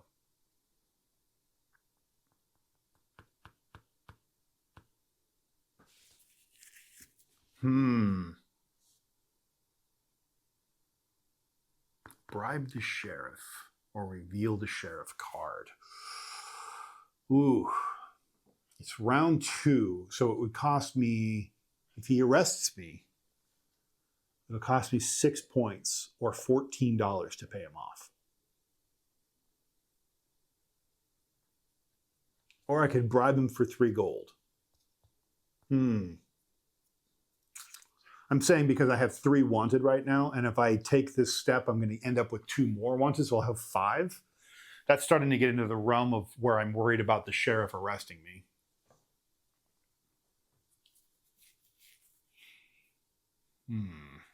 I can get rid of it, though, if I go visit the sheriff's office. Get rid of some of my wanted. So I think I'll go ahead and, yeah, I'm going to go ahead and get the two to get the end game benefit here, which is 2 wanted and 1 point per circled building at the end of the game. I got an end game scoring benefit unlocked, so I'll mark that off. I take the 2 wanted. I'm at 5. That doesn't feel good, but it is what it is. That was a pretty good run. I think I got, 2, 3 ricochets in there in 1 turn? That's really good. Okay. That was a great turn. A little scared for some of my, like whether I'm going to get arrested at the end of the round. But let's see what our new cards are. Oh, 2 jacks. Look at that. So again, no red cards, no diamonds, no bots, and the jack came out. And I want to say that's each time, or is it just once? This is bail bonds that we're talking about here. Bail bonds says, yeah, whenever the lineup features a card of that value. Oh. There it is. If more than one outlaw appears in the lineup, you gain a reward for each outlaw that matches the value you're hunting. Outstanding. So I am hunting the jacks. And because both jacks showed up, I can choose for each jack to earn $4, 2 gold, or remove 2 wanted. That's tempting. I could take them both as removing 2 wanted. I could do that. But I think I'm going to reduce my odds. I'm going to go down by 2 wanted and gain 2 gold. And so what I'm doing right now is I marked off 2 of my wanted. So I only have 3 wanted. And I'm going to gain 2 more gold. I haven't spent a single gold to modify my values yet. I've just kind of been making it work. But at the end of the game, 2 gold are worth 1 additional point. So for every 2 gold is 1 point. Okay. Okay, so that was just the bonus actions from gaining 2 jacks from the draw. So what am I going to do now from a game perspective? Well, I'm either going to take a spade action or a club action. We like visiting towns. They're now worth a point each building we visit in town. So a club action does feel good. Jacks would mean I could peek at the sheriff card. I get a free diamond action though, and that would be a river action in this case. Okay. Or I could take a spade action. Jack of spades, I'd be going after a white cow. Okay.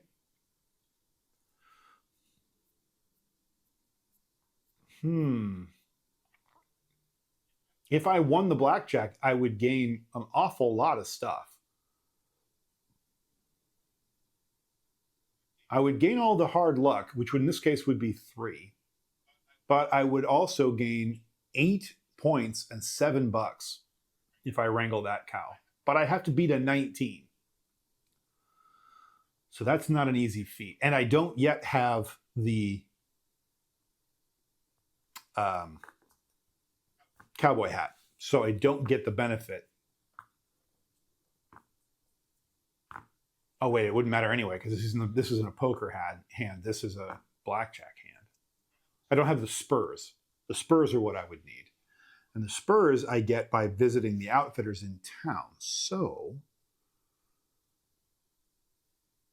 unfortunately, I don't have any of the stagecoaches. And I can't go get them. That would help me be able to visit the certain buildings in town. So I can't go get the spurs right now.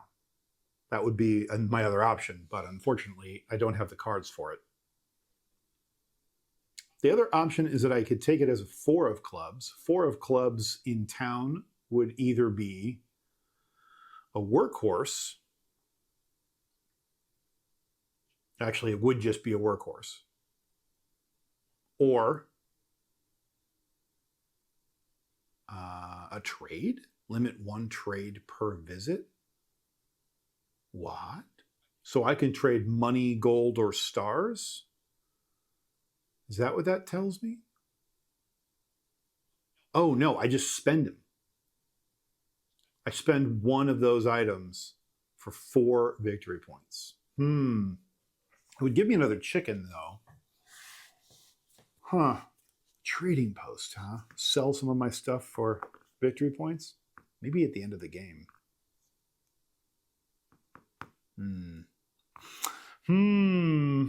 So I've been bouncing around looking at the various buildings, deciding where I want to spend my action here. I could take it as a 4 of spades instead, which would be a 17. Not as big of a reward, and I don't get a ricochet benefit. I wouldn't get another bonus. So either I could come to the assay office, spend gold,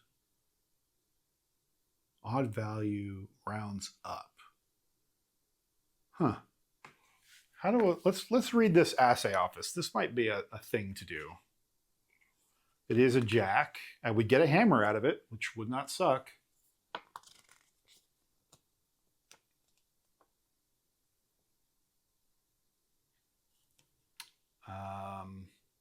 Take your gold to the assay office to find out how valuable it is. Did you strike it rich or dig up nothing but fool's gold? Pay 1 gold to draw 1 card. Earn stars equal to the value of the card divided in half, rounding up. Treat a jack as an 11, a queen as a 12, and a king as 13. For example, if you draw a jack, that's 11. Divided by 2, that's 5.5 stars. You round up to 6. Aces count as 1 here. Okay. Well, so I would get a bunch of stars, and I would get a hammer. Not bad.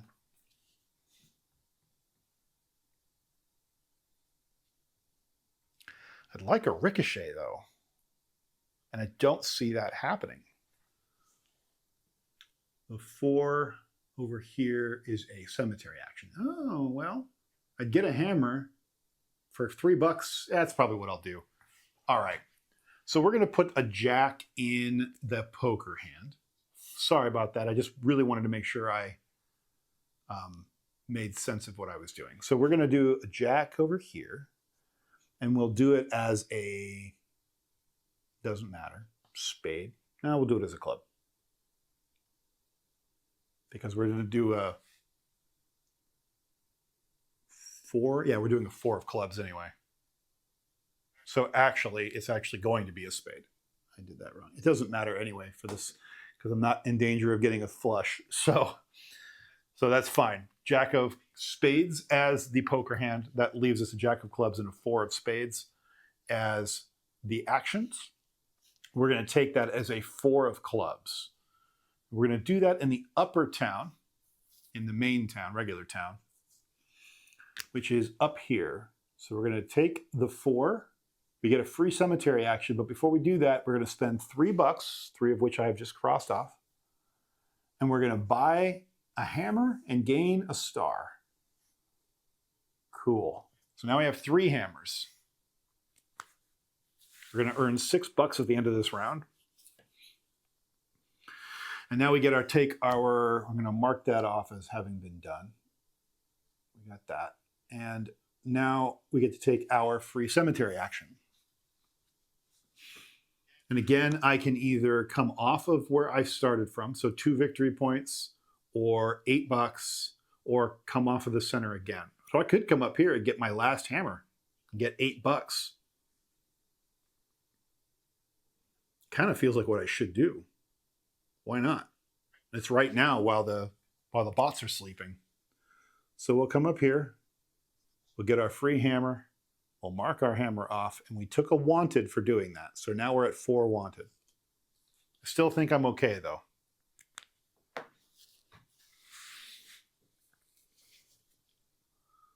Okay. All right.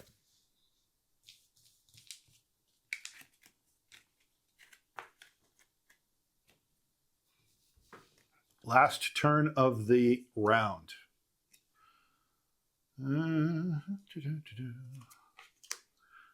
I've got a diamond, so the bots are back in play again. Got to be careful. We got a 9. So that'll make us a 1 pair.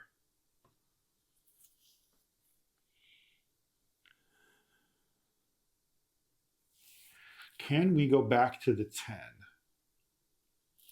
We can, but only if I spend some gold to change the suit, which I will do. And if I spend the 9, he's going to steal a card. Alice is going to steal a card. But I still think that's the thing to do.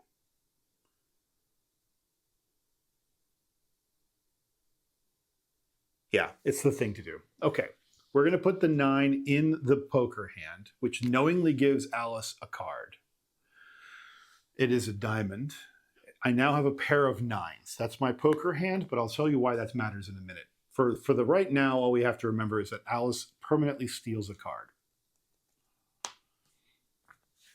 Okay. Earning her 2 points, by the way, but that's neither here nor there. Now, here's how this works. That leaves me with a 10 and a 7. I'm going to turn the suit of this 7 into a club. And the way I do that is by spending gold. I'm going to spend 2 gold to modify the suit of that card. So there we go. I've marked off 2 of my gold, and I now am turning that 7 into a club. So I'm going to take this as a 10 of clubs. That's how that's going to work. And I'm coming to, not that position, I'm going to come up here instead. I'm going to come back to the bail bonds. Now I don't get a ricochet bonus. I don't get a bonus action because I've already come here once.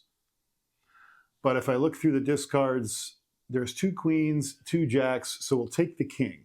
There's a chance we might still see the king this round. We'll take it as a king. And now I will, up here, I will circle the king. Now what I have done that is because one of my bounties is to circle any 2 outlaws at the bail bonds. If I do that, I get the bonus pointed on the outskirts sign. In this case, it is the cowboy hat. The cowboy hat over here, I will circle that to denote right here that I have earned the cowboy hat. The cowboy hat is what lets me, when I cash out my poker hand at the end of the round, whatever the highest value is in the column where I actually am, so in this case it would be 1 pair, so I'm in this column, I actually scored as a 3 of a kind. Let's say I got a straight. Because I have the hat, I would have been able to score it as a full house instead. So every achieved hand is actually more valuable because I have that upgrade. So by doing it, I took my one pair and I turned it into a 3 of a kind. So yeah, I just gave Alice 1 point or 2 points for that card, but I just earned 3. So I just gained a net of 1 point essentially, and on top of that, $4. Okay, so neither here nor there. Let's do, because I messed up the order of operations at the end of the round the last time, I'm just going to quickly do them in order. Town.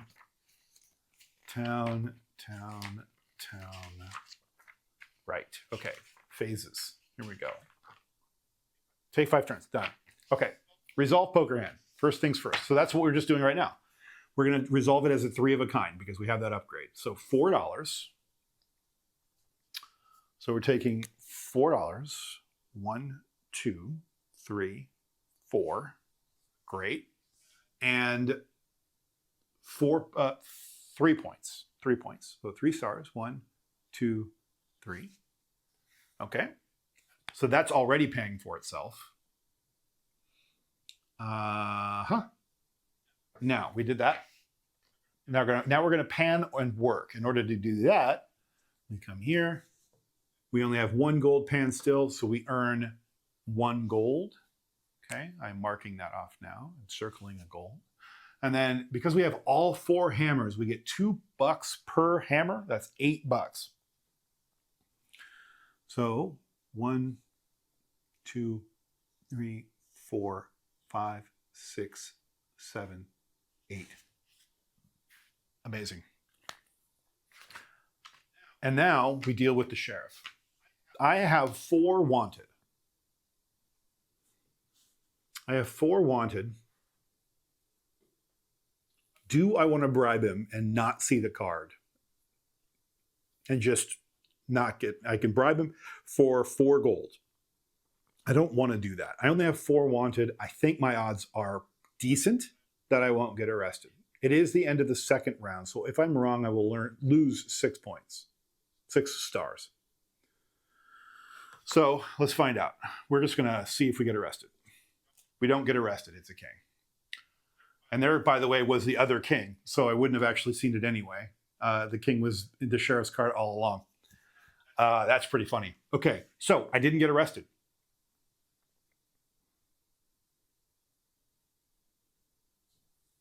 Just want to make sure. Yeah, okay, that's it. Perfect. Didn't get arrested, so I didn't have to pay anything. That's great. So back to the whole table. Now we reset for round 3. That requires me to quickly shuffle the cards.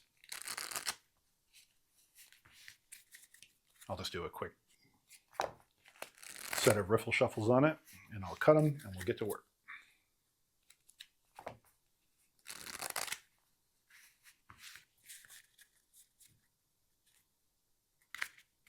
Okay. Here we go. Oh, right. I'll bury one. For the sheriff, I should have done that first, but because I already flipped one, that's what it is. There we go. Okay. There is a diamond in play. So the bots are hunting. I can't put this in the poker hand. If I do, she'll steal a card. So, do I want to take it as no jacks, no kings? So,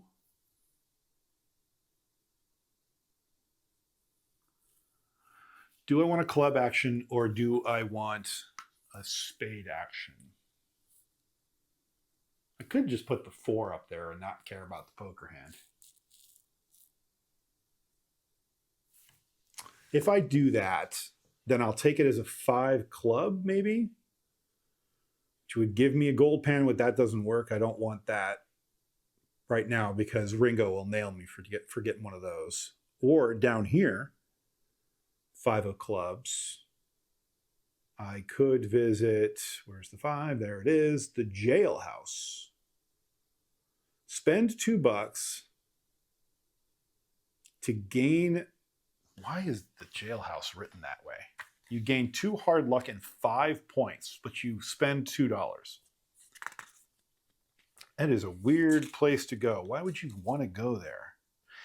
A stint in jail is no fun, but it does raise your infamy around these parts. If you find yourself here at the jailhouse, pay $2 bail to gain 2 hard luck and 5 stars. What a weird building. Why would you choose to go there? I mean, I'd get a free spade action, so I guess I could wrangle a cow for free, which wouldn't suck. But I would still have to successfully beat the house. And I don't have the spurs yet.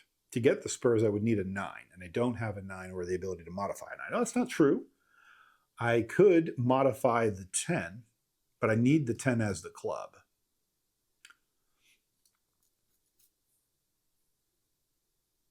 If I put I can't put the 5 there. I could use the 5 as a diamond instead. And that would earn me more wanted, but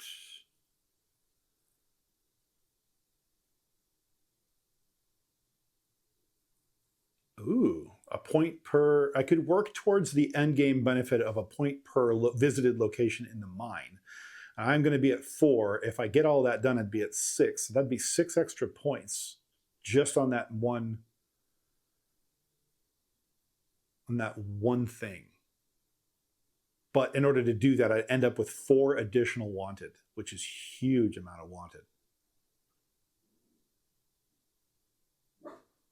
So I don't know that I want to do that.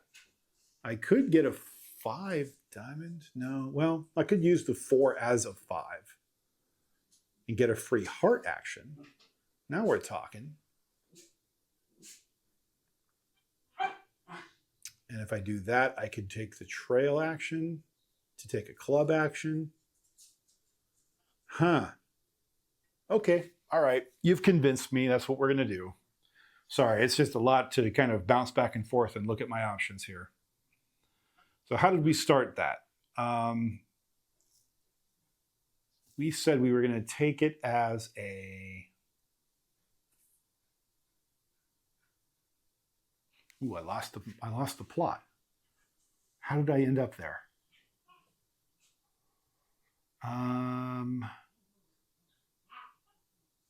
It was a diamond action. Oh, right. We're going to go to the mine. We're going to go to the mine. Yeah, okay. We're going to take it as a diamond action. That means we're going to put the 10 in the poker hand. Whew, all that to figure out my poker hand. My goodness. So we're going to put the 10 up here. And I picked up the sheriff's card with my hand. So we're going to bury that at the bottom of the deck and put that out there. No idea what that is. Okay, so it's a 10 of clubs. My dogs are having a nice time.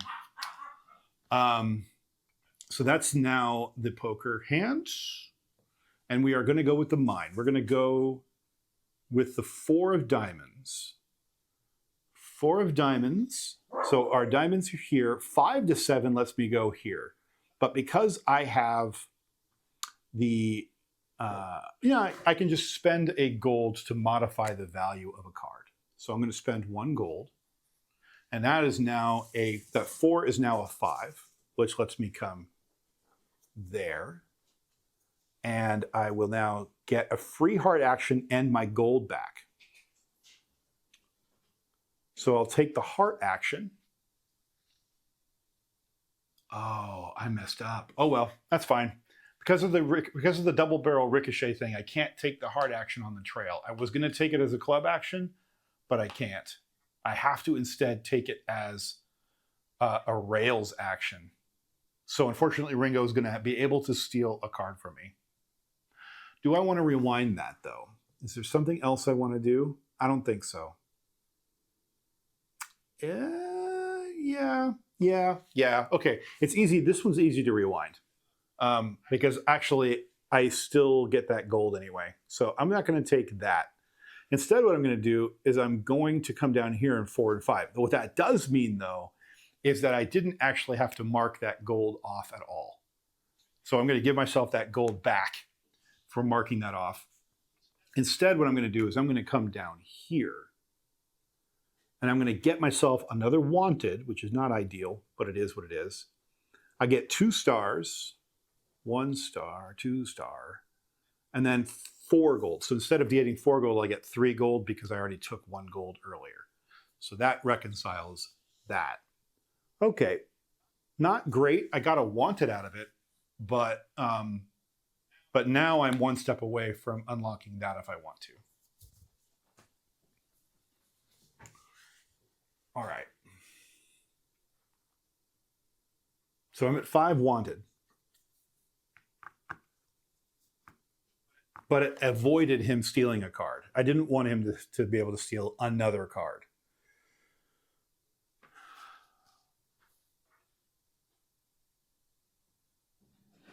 And I am closer to this end game scoring opportunity, so it's not a bad thing. I'm just doing more work in the mines than I expected, that's all. I'm going to remove that bounty card because that's done. I haven't gone to the river at all, so that other bounty is not going to go anywhere.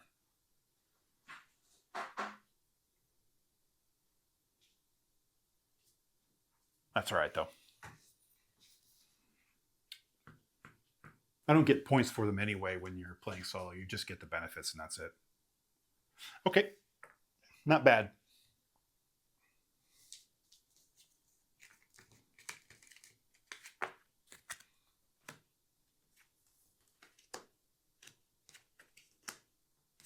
Ah, dang it. I was really hoping to avoid the diamond.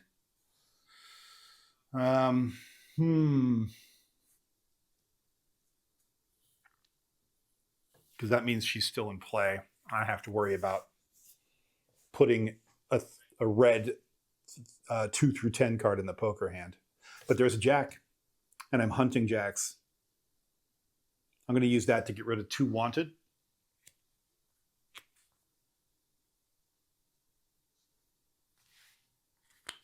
Okay. Now, I can't use this for the poker hand.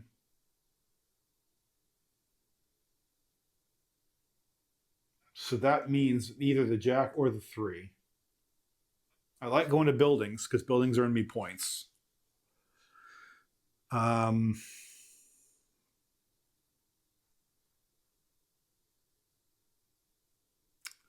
Third building in Newtown.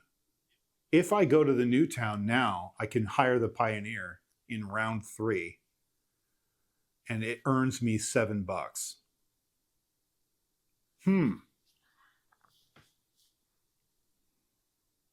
So if I do that, the assay office, okay, or 3. I've already been to 3, but 3 would let me get more fences.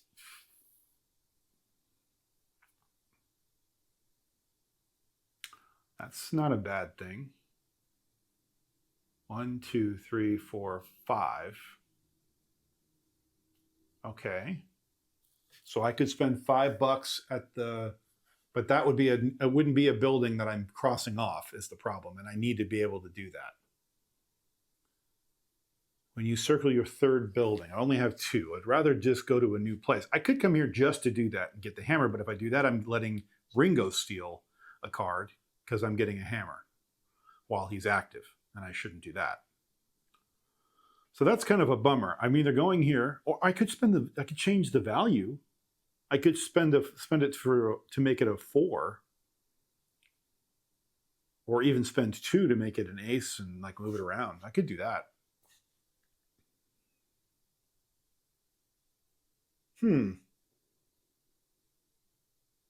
The towns, the new town locations are not as tantalizing, I'm finding.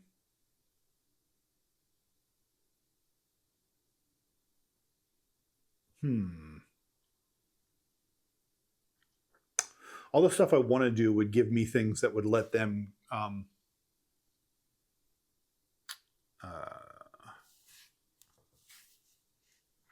steal cards, and I don't really want to do that.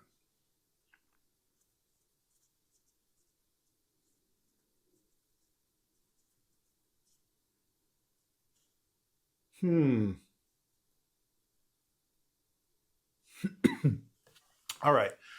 I could spend 4 gold. If I used it as a 3, I could spend it for 4 gold to bump it to here to give me the stagecoach benefit. That's a lot of gold. That seems like a push to me. The trading house is interesting. Trading house says,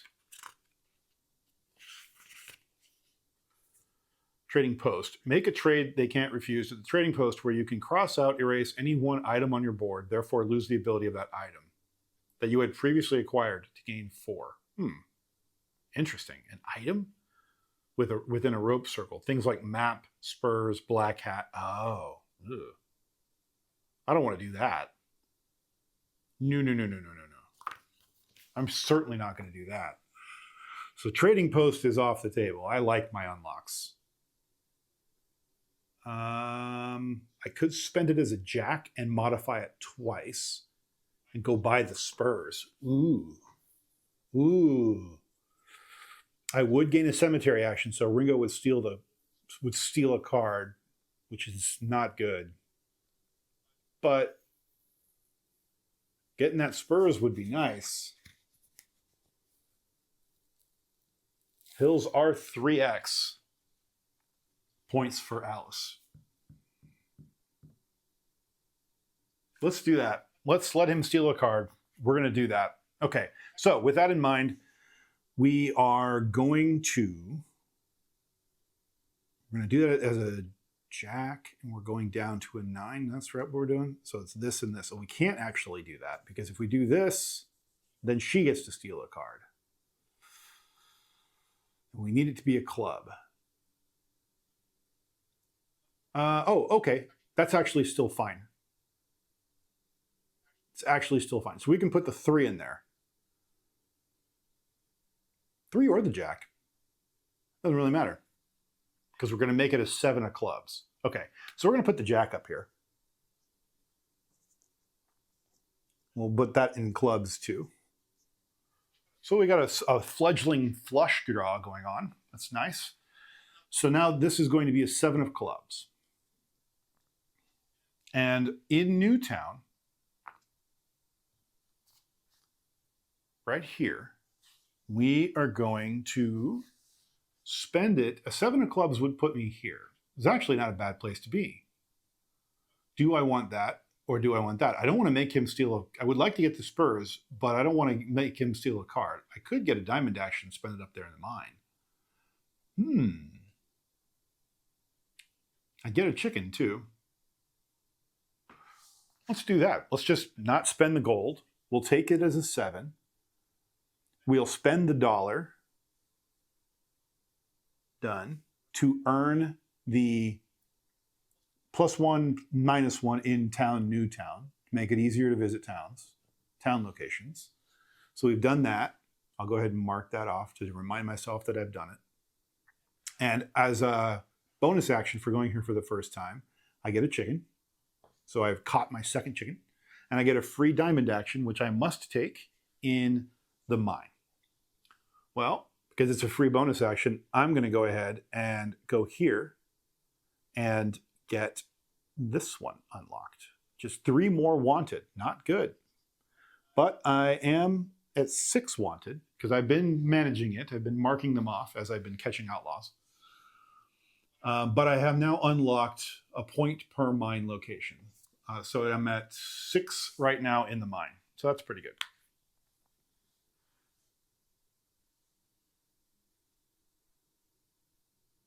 Okay, so I'll mark these off to remind myself that I took those. Okay. I like that. I got a benefit. I can visit towns better, town locations easier. And those are all worth a point apiece every time I unlock one. Okay, now more importantly, the reason why I was pushing so hard for doing that was because now I have unlocked my third 1, 2, 3 Newtown building.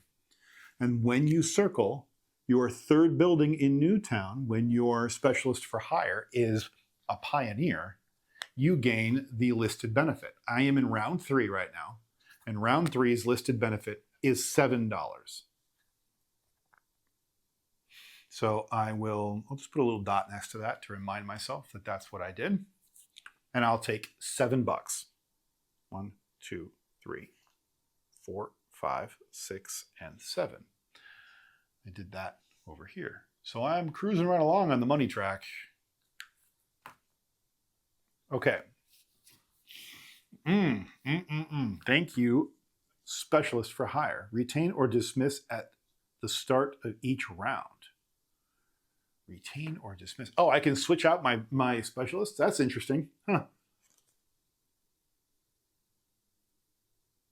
I didn't know that. I like my specialist, though.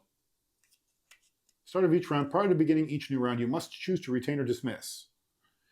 If you wish to retain, pay the specialist fee according to the round you are beginning and keep the card in play. Specialist fee? Oh, whoops. Oh. If you wish to dismiss them because you have either gained all the bonus actions, I see. Okay, well, I meant to retain them the first 2 rounds, so I will have marked off $5. I had more than $5 at any given point, so that's not a concern. I'll mark all that off. I paid him 1 time, and then I will pay him in 1 gold for another time. Okay. Okay, so round 1, I have to retro this because I didn't read the rules. That's my bad. I should have. But at the end of every round, you have to decide whether he's going to stay on or not. So What happens, hold on, with specialists?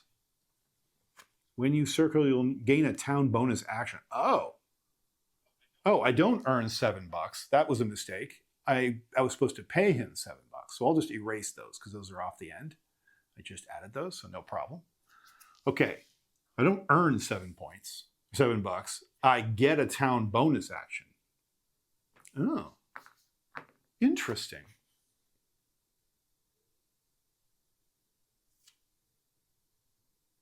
You may take them in any order of your choosing. After gaining a specialist bonus, check off the corresponding action on their card indicated you gained it. Got it. Okay. All right. It doesn't say, oh, it says in Newtown, gain a town bonus action. So I have to spend it in the original town. Okay, fine. So I get to do anything I want in town.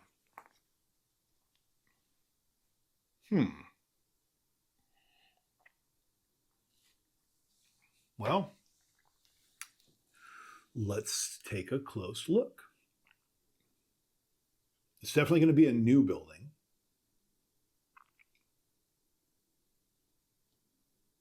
I could come here and knock off some wanted. It's not as exciting, but I'd gain a point for it. I wouldn't gain an extra benefit, though. I wouldn't get another bonus action.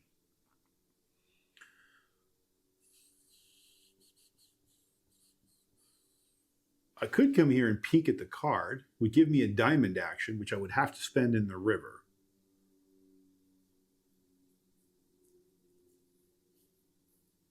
Which, you know, is kind of a thing, but not really something I care about as much. Since there's a diamond in play, I do have to worry about the gold pan. So I could go to the 5 and get a gold pan, but I don't want to do that while she's active.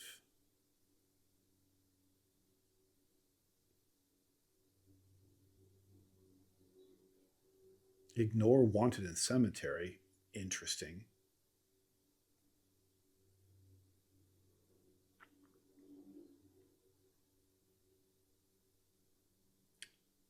Could get the pistol, but I'm not really going to the Badlands. I don't like the Badlands.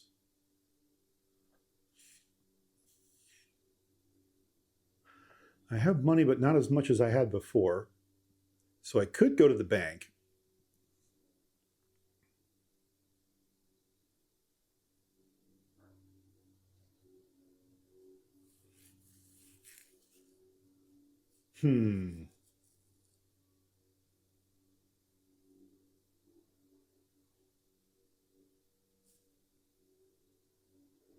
Tempting. Should I go to the bank?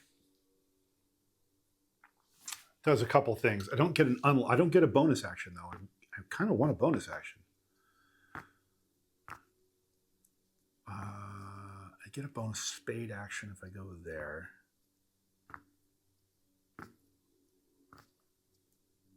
One thing about Fliptown, the games never quite turns out the way you plan it. That is so very true.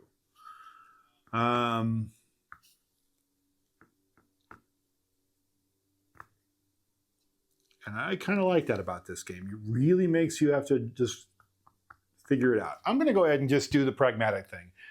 We're going to go to the hideout. We're going to activate that. We're going to get the star, and we're going to mark off 4 wanted.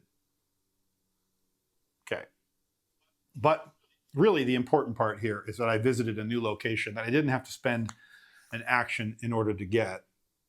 And it gives me an extra point on top of that because of my endgame scoring unlock. So 1, 2, 3, 4 buildings in Newtown. Or no, in regular town. I think Alice and Ringo are both gonna probably destroy me this game. We'll see what happens. Okay, so we now know that we took it as a 7 of clubs and we put the jack up there. Got it. Okay. I want to make sure I didn't miss writing down the turn. We did. Okay. Now let's come back out here.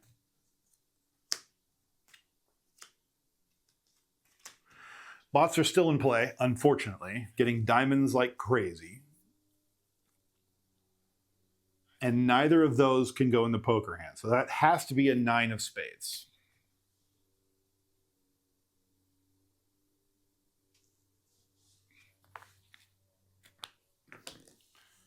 Okay. So that means we're taking a diamond action no matter what.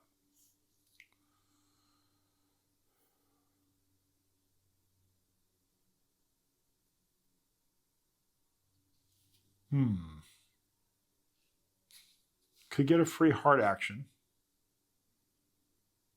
I should be riding the rails and just not worrying about stealing cards at this point. But they're killing me over here because every time I want to ride the rails, they're active. And each of my 2 rail stops make them steal cards. And that's why I've been avoiding it.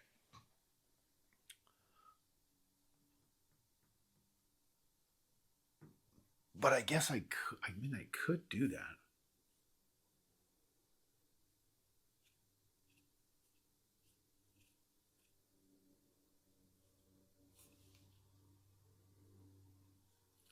Five through 7, so I couldn't take it as a 4 of diamonds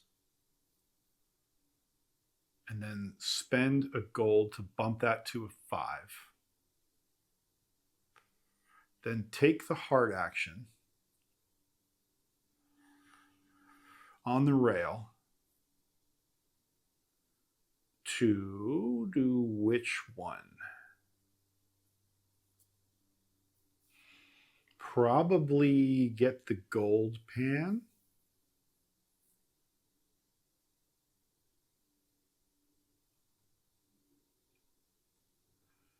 Yeah.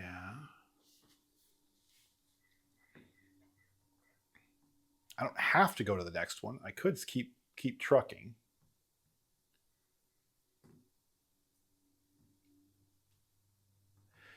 I could go get another chicken and go back to the cemetery.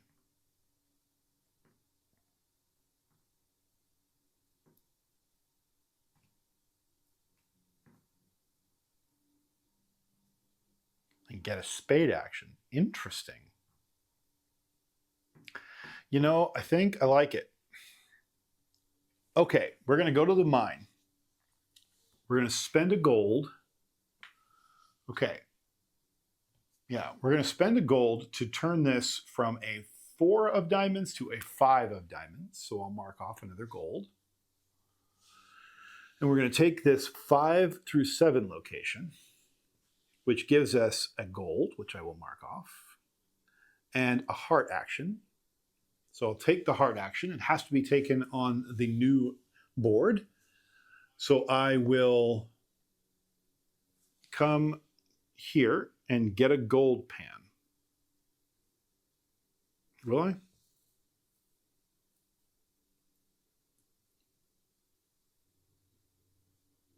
Will I do that? No, not a gold pan. I'm going to come down instead, down here, and take it as a 2, which gives me a chicken.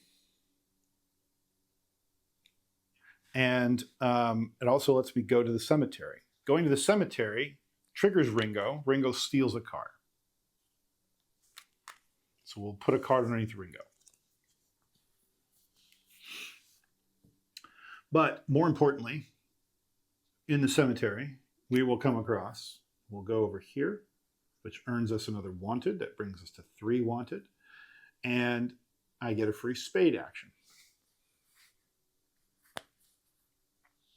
Spade action I have to play down in the hills. Never bought my spurs, did I? Regretting that. But that's okay. We're going to gamble and play the spade action. Wait, where did I get the spade action from? Oh, it's from the cemetery. That was up there. Got it. Okay. Yeah. So spade action is hills. We're going to go after this white cow. We're going to take it as a 6. And we're going to try to beat an 18. That's not good. Oh, I beat an 18. That's amazing. That's awesome. I will stand pat on 20. Thank you very much. I won. That's fantastic. Okay, so I got 2 hard luck, which is not great, but I have 0 right now, so it's fine. 2 hard luck and 6 stars. That's pretty good. 1, 2, 3, 4, 5, and 6. And then $4. Nice. All righty. I think it's probably time to visit the hacienda in Newtown and make some points off these white cows.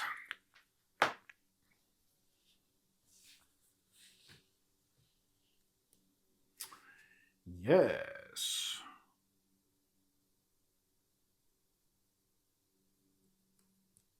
Yeah.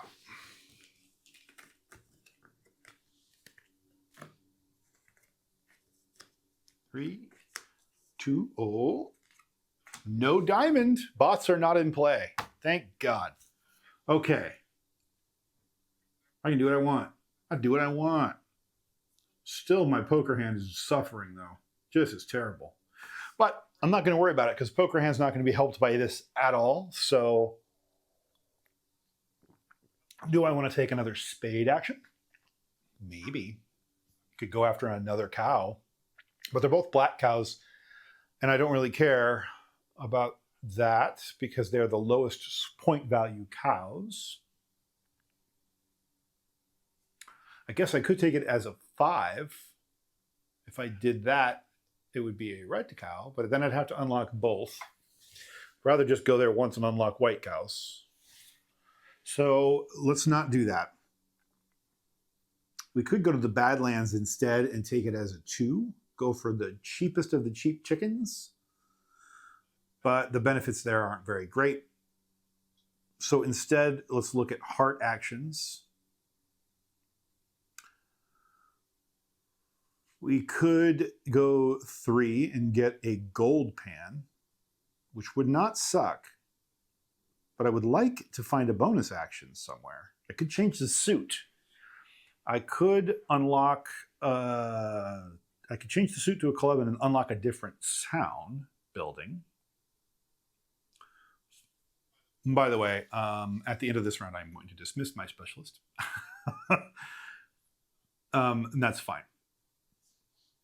I'm not paying $9 to keep him around for something I'm most likely not going to do at the end of the game here. Right. If I change this to a club,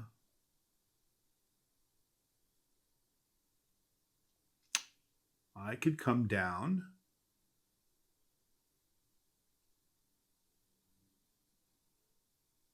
Three, a 2, or a 6. I've got 3 and 2 unlocked in Newtown right now. 6 would let me pay $1 to remove bad or hard luck.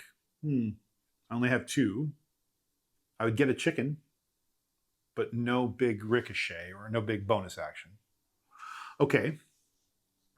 3, 6, or 2 up in, I guess it would really only be, yeah. It would be a 6, a 2, or a 3, I guess. Yeah, it wouldn't really matter how we do it.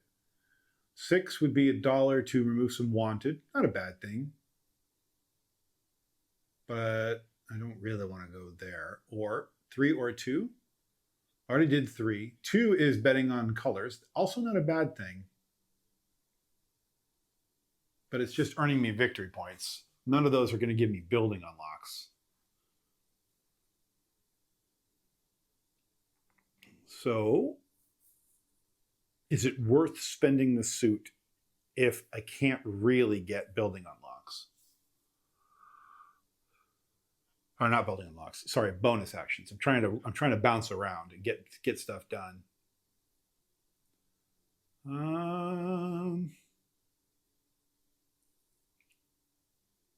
I could go to the river, change the suit to a diamond, and go to the river with the 6, which would give me a free heart action. Let's do that.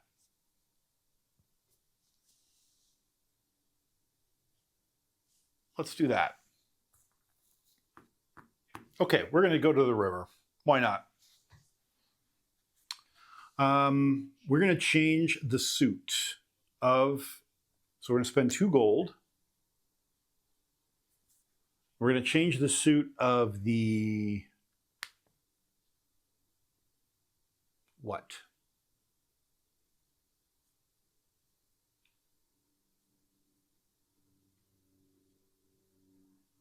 Three. So it'll be a 2 of hearts that goes in the poker hand, leaving the 3 and the 6. We're changing the 3 to a diamond, and we're going to take it as a 6 of diamonds in the river.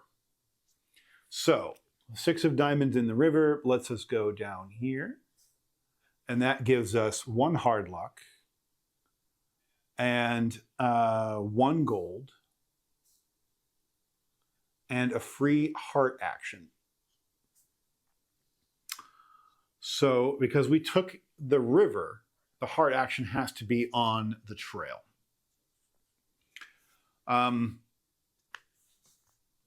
So it is a bonus action. So I'm going to, 8 gold. Is 8 gold better than a free club action? I think maybe. No, I don't think it is. We're going to take it as a club action. We're going to go there. I'm going to take it as a club action, and those are now gone. And the club action will be, because it's up here in the trail, it's actually going to be Newtown where we spend our free club action. And we're going to go visit the Outfitters. And because there is no diamond in play, I can go to the cemetery for my bonus action without having Ringo steal a card. But first, let's resolve our visit at the Outfitters. We're going to spend $2. And we are going to, because we already have the black hat from something else, we're going to spend it on the spurs. And so I'll circle the spurs over there. That's going to help us in our quest to wrangle more cattle if we so choose. But that just unlocks another building here at the Outfitters. Or sorry, at Newtown. But more importantly, let's get this cemetery action resolved. 4 gold. That doesn't suck. Let's go get 4 gold.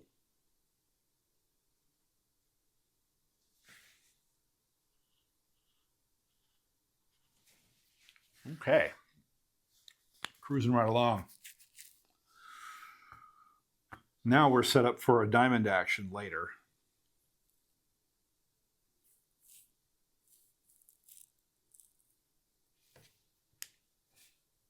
Oh, and $4. Double trouble. Nice.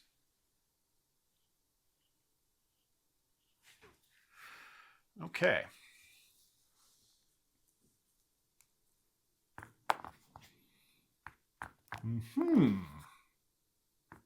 That was a good turn. Next and last for the round.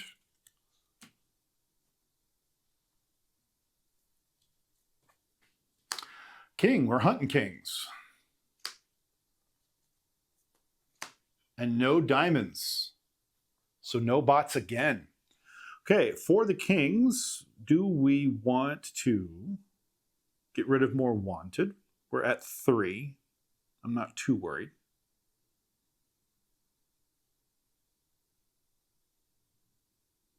$4 or 2 gold.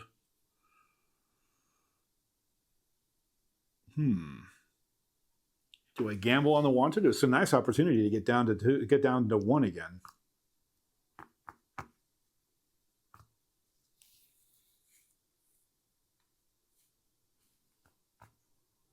We are spending gold. Let's get the gold. We'll keep it at 3. It's fine. 1, 2 gold.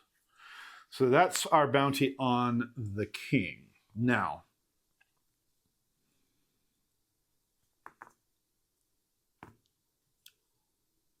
we have a 9 and a 10 in the poker hand. And there's no diamonds, so there's no harm in putting a 9 or a 10 in the poker hand right now. So it's definitely what we're doing because we don't have a king in that poker hand. Question now is, which are we going to do? 9 or a 10 in a town location. I could get a free heart action down on the river. Down on the river.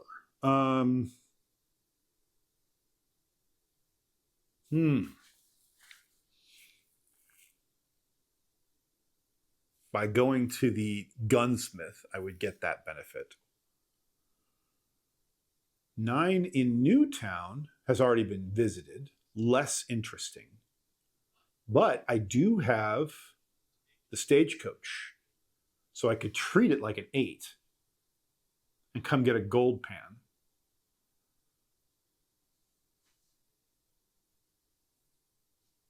That might be worth it. I'd get some extra points if I happen to win the gamble. That might be the thing to do.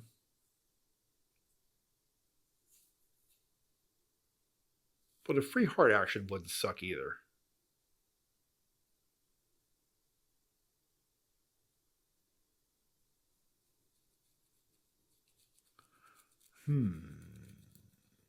If I did that, I could come over here and get rid of up to 4 hard luck.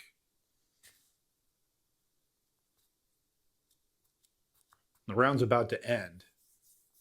So that could work out in my favor.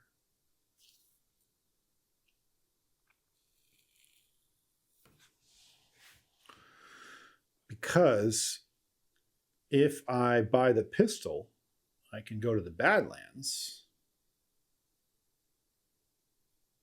But I haven't touched the Badlands, so I don't really care.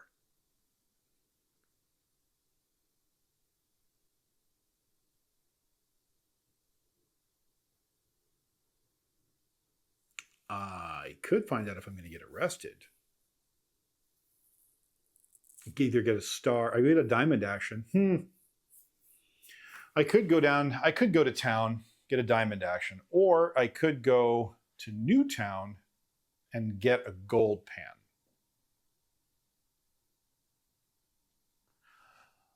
I'm tempted to get the gold pan right now while the bot's not in play. And I might get, if I win the draw, I might get a lot of victory points too. So let's do the new thing. We all know Fliptown. We know how those buildings work. Let's do the new thing. We're going to go get this gold pan down in Newtown. But to do that, it needs to be a 9 of clubs. So we're going to put the 10 of hearts in the poker hand. 10 of hearts in the poker hand. Yeah. So now we have a pair of 10s. And now we're going to do the 9 of clubs as the action. And because we have the stagecoach, it is actually an 8 of clubs, if we so choose, which I will do. So I will get the gold pan, which I will mark off. Okay. And now that's this. I'll spend $2. Okay. And we are going to draw. So we draw a card. It is an ace, which is low, I believe. This actually works out quite well in my figure here. Gambling. Aces count as 1 here. Hey, that's nice. I'm going to choose higher. It's higher. Hey, I won the gamble. That's great. Let's make sure there's nothing bigger to that than that, but that's what I think it is. Gambling hall.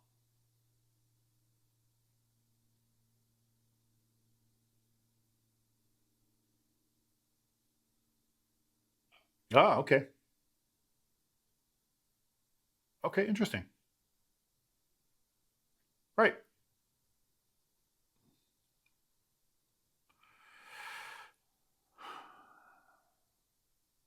Choose higher or lower and draw again. If the second card is higher and you guessed higher, or lower and you guessed lower, gain 5. Got it. So they're just being really descriptive about it. Okay. In other words, I guessed higher and it was higher.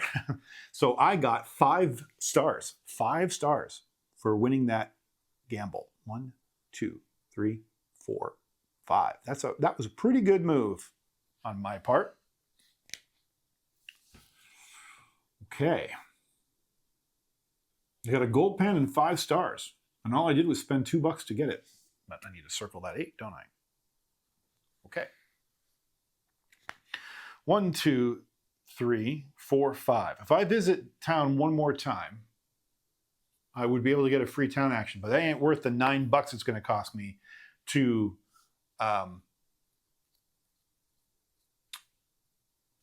what? To keep the specialist around. So we're going to dismiss that specialist. Okay. All right, so back to phases of play. There we go. Oh, right. Resolve poker hand. Resolving poker hand. Now, I have the cowboy hat. And that means that the highest value in the column where my actual hand is what I get. So in this case, I have one pair of 10s. But because I have the cowboy hat, I treat it like a 3 of a kind because it's the top in the column. So 3 of a kind is $4 and 3 stars. 1, 2, 3. 1, 2, 3, 4. Okay, resolved poker hand. Now we pan and work. We have 2 gold pans, so now we get 2 gold. We have all 4 hammers, so we get $8. 1, 2, 3, 4, 5, 6, 7, 8. Okay, we have panned and we have worked. Resolve hard luck. I will spend 2 gold to get rid of all 3 of my hard luck. Okay. Me likey.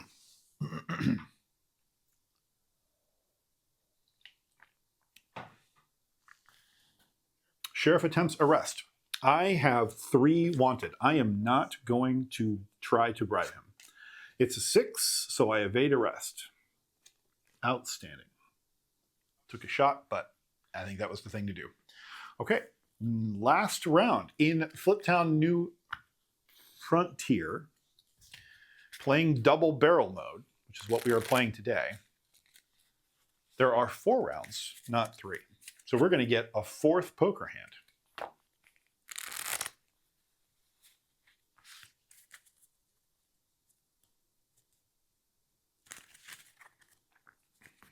One more shuffle.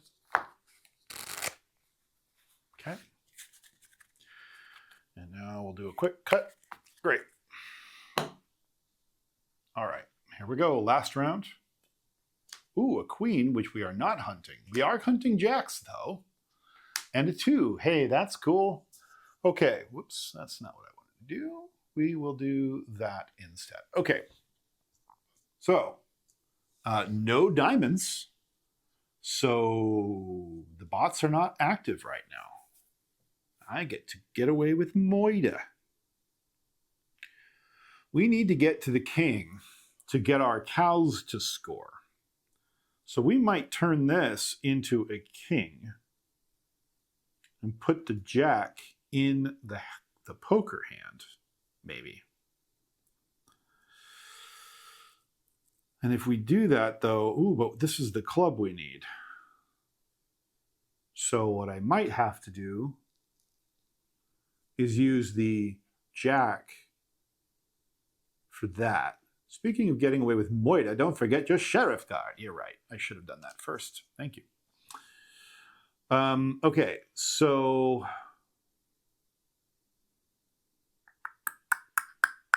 yeah. Okay, so I think we need the jack to be the club.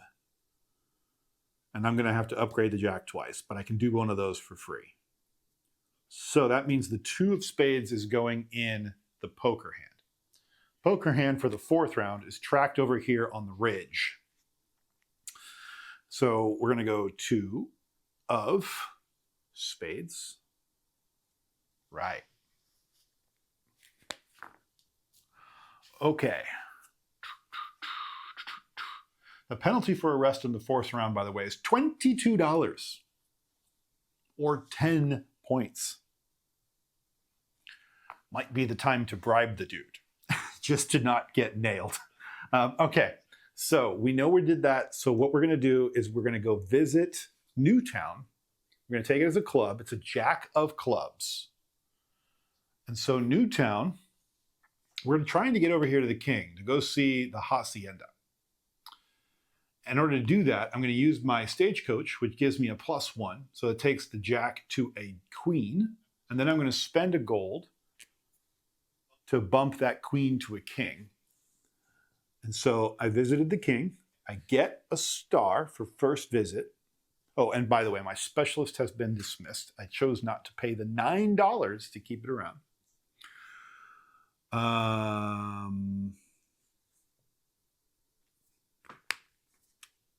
Yeah. Right. What was I doing? Right. Okay. And then I choose which one I want to score. Well, I'm going to score the white cows because I have 2 white cows wrangled. So each of those will then score 2 points. So 4 points at the end of the round or end of the game if I don't get the 3rd cow. So there you go. And that becomes our 6th building location in Newtown. However, it doesn't matter because I've fired my specialist. I didn't want to spend the $9 to get 1 bonus action in town. Just didn't seem like a worthy trade. I have the money, but it's worth more to me as points.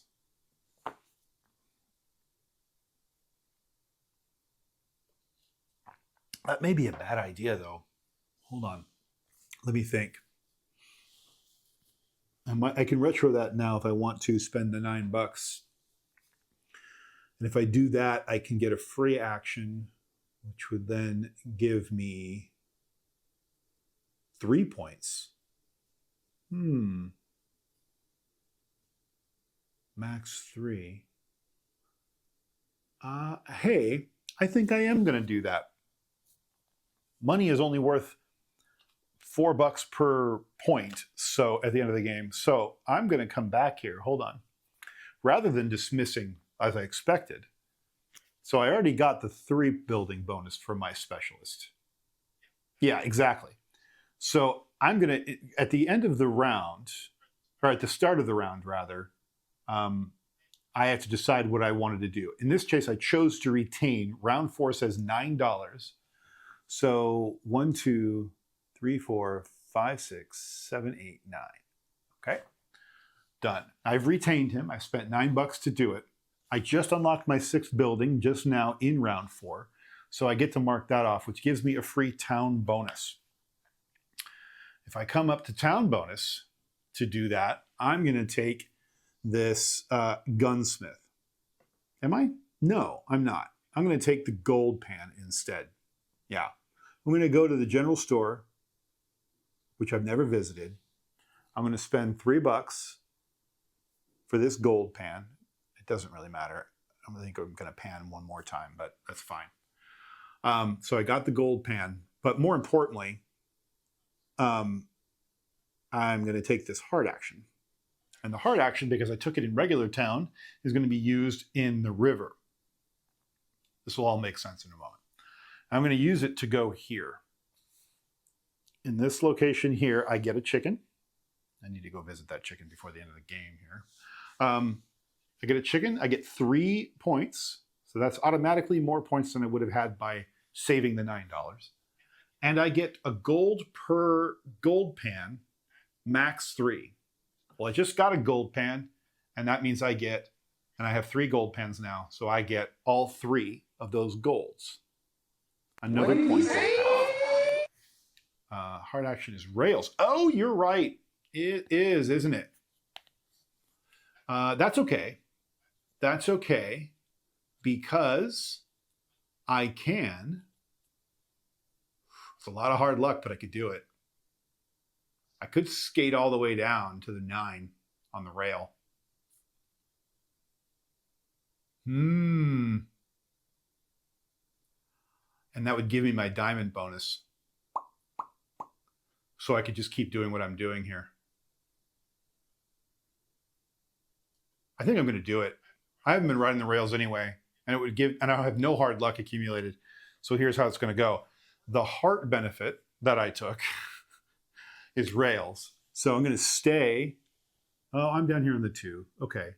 So I'm going to go 1, 2, 3, 4. So this is the bonus that I chose to take. So that's none of these. All of these are dead. And I only took 1 hard luck because I was already on the southern line. What did he say? It would give you a diamond bonus, but ricochet. Oh, you're right. Okay. Can I still make it down there? I don't think I can. There's not another diamond bonus in there. Oh, that sucks. That's okay. That's all right. I'll retro it. It's fine. Okay. Well, I didn't earn the chicken. I didn't earn 3 stars, so I will just quickly wipe out 3 stars because it's faster than crossing them off. And I didn't earn 3 gold. I was going to be cool, but that's fine. All right. So ricochet. Do I want to do that instead, or do I want to back up and go take a spade action? Do I want a mine action? Could do a club. Spade action might be interesting. Catch the last cow. I'll do that instead. It's the same cost, but instead of taking the diamond action, I will take the same hard luck, and I'll go take a free spade action instead. So now I'm not going to the mine. Oh, but that's a Badlands. Cow wouldn't help me here, would it?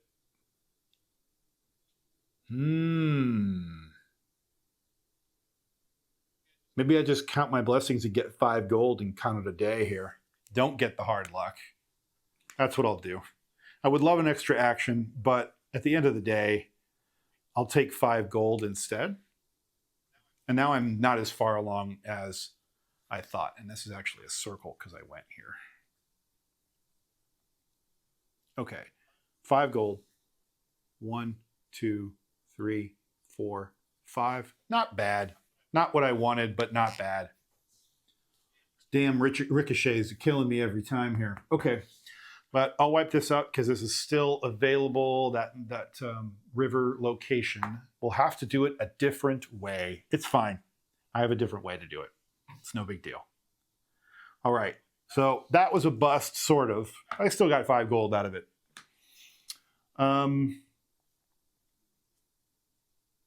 You gonna change it here? There we go. There we go. Cool. Hearts, clubs, and diamonds. Bummer. Okay. But I could use the diamond to my advantage. It is a 10. It doesn't help me, though. The 3 might be. Yeah, I could do it. I could do it with a 4 even. So I might take that as a 3 of hearts. Yeah. Okay. 3 of hearts. I would love to visit the chicken ranch. Jack, Queen. I could do it again. I could visit the chicken ranch. Could take it as a club action, put the 3 of hearts in the poker hand, and go visit the chicken ranch. would give me another free heart action, which would be a trail stop. Interesting. I like it. I like it. Watch this. Okay, watch this. This is going to be fun. Okay, so we're going to put the 3 of hearts. Yeah, we're going to put the 3 of hearts in the poker hand. So we're going to come over here and go 3 hearts. Okay. And now that leaves it as a 10 of clubs. We're going to go visit Newtown.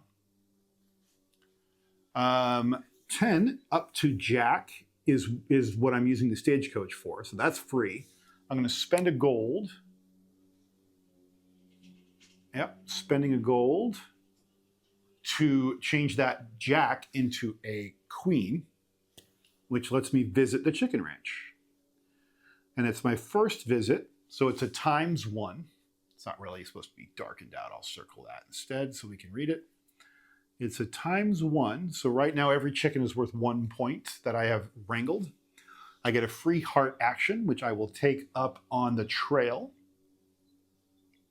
And I will go to the queen and get a free diamond action, which I will spend down on the river like I talked about before. Now I will come here. I will get a chicken. I will get 3 stars. 1, 2, 3. And now I will get 3 gold from my 3 pans. 2, 3. Much better. Now, here's the fun part. I'm the searcher, right? Searcher is my character for the game. And it says, once per game on the river, gain double your gold yield at the site of your choice. This is the site of my choice. So I get 3 additional gold. Searcher, you can now go away. Your benefit has been enjoyed. Okay. Big turn, big turn. No, we can't be cheating. We can't be cheating. You were doing the right thing. You're the mod. You're keeping me honest. Appreciate you. Okay. I have only visited 3 sites so far, so I'm not going to get the other bounty, but that's okay. There's no points there. I might still go twice more, but I doubt it. Right. All right. Let's mark off the remainder of my benefits there. All right. That's that. Dunsies.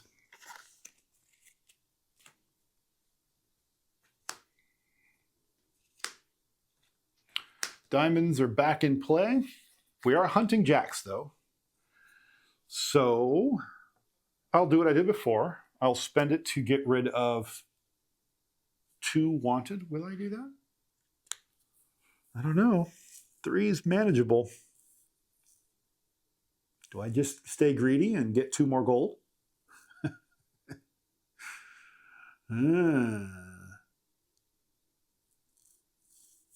I don't know. The round 4's penalty is pretty bad. I'm playing it safe. I'm gonna cross that off. I don't want to pay all that off if I'm wrong.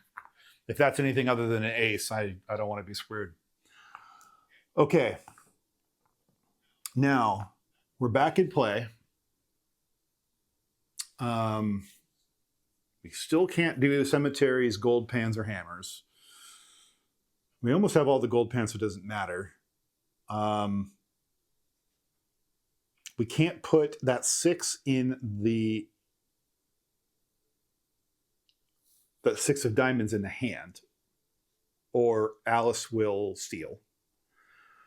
So the only thing we can't really do is go to the cemetery this round. Not really. So if that's the case, I can put the jack over there. I'm probably not going to do that. I could put the 6 of clubs over there, though. I don't know. Maybe I will put the jack over there. Is the 6 of clubs worth going to? Get another chicken. Maybe I let her steal a card. If I let her steal a card, then I can go back to the chicken coop and get a ×2 benefit for all my chickens.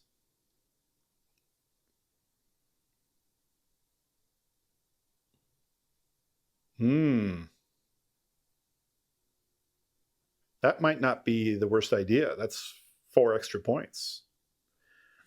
If I can obtain 1 more chicken, then they'll be worth 4 points apiece times 2 potentially, or possibly even 3 if I get back there again.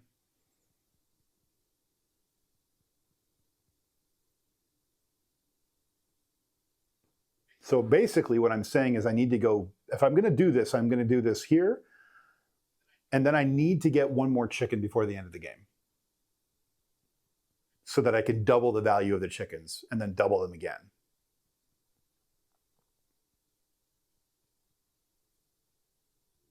Let's do it. Let's see if we can gamble on that. See if we can manage to get 1 more chicken. There's a couple different places we can get chickens. So let's try it. Right. Okay. So what did I say? We're doing the Jack of Clubs, right? Jack of Clubs. So that means we need to put the 6 of diamonds in the hand. So we put the 6 in. That lets Alice steal a card, which I don't like. But it is what it is. Alice has stolen a card. And now the stagecoach in Newtown lets me convert that Jack into a queen, visiting the chicken coop again. So now it is my 2nd visit, and now chickens are worth twice as much. Okay. That's it, though. That's pretty, that's harsh. No benefits, no town bonuses, nothing. That may not have been worth it. We'll see. Oh, I'm hunting kings. We love it when we see kings, even though Alice is still in play this round. Okay, well, since we have a manageable amount of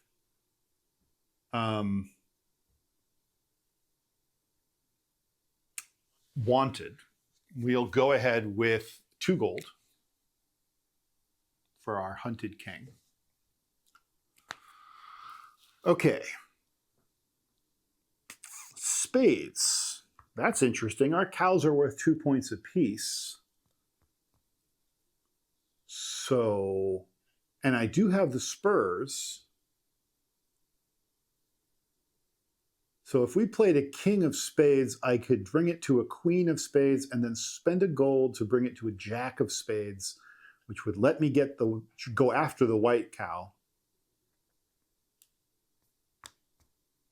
which would give me 3 more hard luck. And if I won, it would be 8 and 7. Oh, wait, the spurs doesn't modify the value. The spur modifies the hand. So I would need to spend 2 gold, not 1. Could still do it, though. Trouble there is I still wouldn't get any other benefits.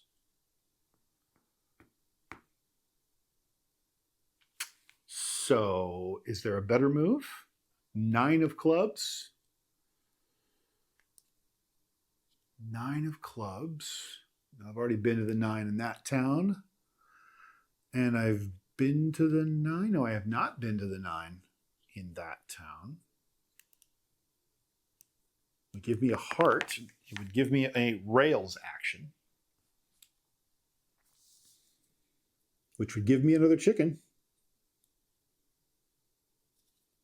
That's not bad. I buy the pistol just because I can. Can I not buy? I think I probably don't have a choice, but I don't remember. This is gunsmith. That's New Frontier. That's not going to help me. Gunsmith.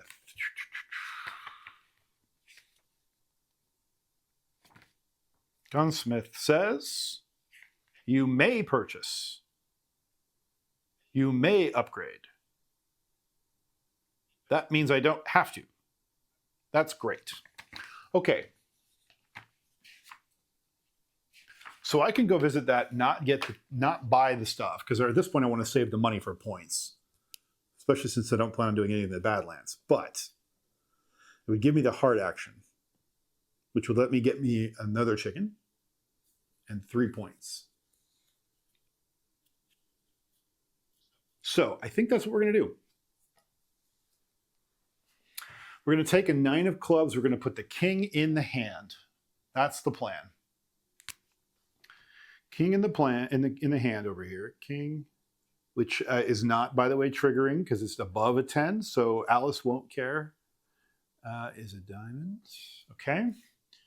So far, our hand is garbage, but that's all right. We are going to play this as a 9 of clubs. We're going to go to normal town, regular town. 9 of clubs is a new town for us. We're not going to buy a thing, but we are going to take our free heart action, which because it's there, it's going to be a rails.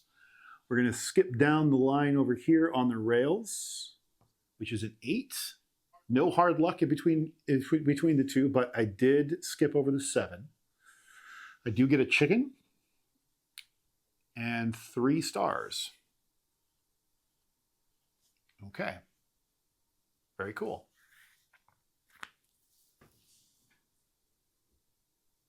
I have to visit Rails locations or Alice is going to murder me. So it's better for me to do that for a lot of different reasons, but okay. That's great. That's all I needed to do. Did the hearts, did that, done. Next. This is the last turn of the game. A queen, we're not hunting queens. Jacks, we are hunting jacks. And an ace, wow. That is a significant situation. Okay. Well, our poker hand is garbage, officially, because we didn't get a king, a 6, a 3, or a 2. So that's that. I don't even think you get anything for high card. You just get nothing. It sucks. Would have been nice to get 3 more points. That's right. Okay, well, that is a bummer. Bank. We didn't go to the bank. So diamonds are in play. Oh, I can put any one of those cards in there because 2 through 10 is what Alice cares about, as long as they're red. So since I can put anything I want in the poker hand without triggering Alice, what's the strongest move for the last turn? Visiting a building will earn me points. Going to the mine will earn me points. More chickens will earn me points. Wrangling a cow will earn me points, which, by the way, I can do. I can do a jack of spades, which is straight up the thing. I don't know if it's the right move or not, but I can. If I win, I would get 8 more points and $7.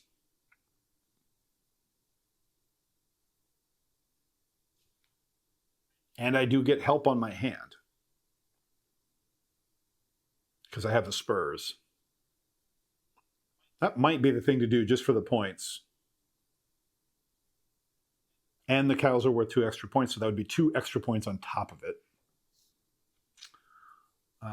Would like the chickens. Is there something better? There is a chicken I can get to there, but it would be hard to do.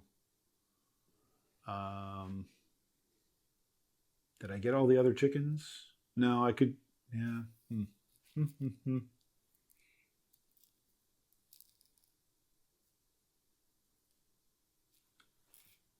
I think the cow is probably the best move out of all of it. What's the poker hand look like this round so far? 2, 3, 6, king. That hand is trash. It's my worst hand of the game by far. Of course, every hand I've had has just been a pair. It's been atrocious for poker this game.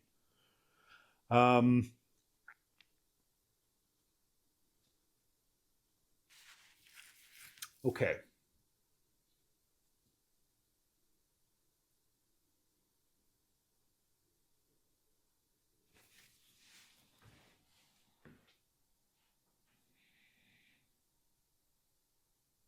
I think the cow's got to be it. There's no better move, I don't think. That's going to earn me so many more points. Yeah. Okay, we're going to go after the cow, I guess. That's going to be it. Okay, so that means we're going to use the ace as the poker card. Ace of hearts. And we're going to use this as a jack of spades. So let's play blackjack for the last time this game. We're going after the jack of spades. So that's this cow here. I'm going to get 3 hard luck, but before we do that, 9, 19 is a push.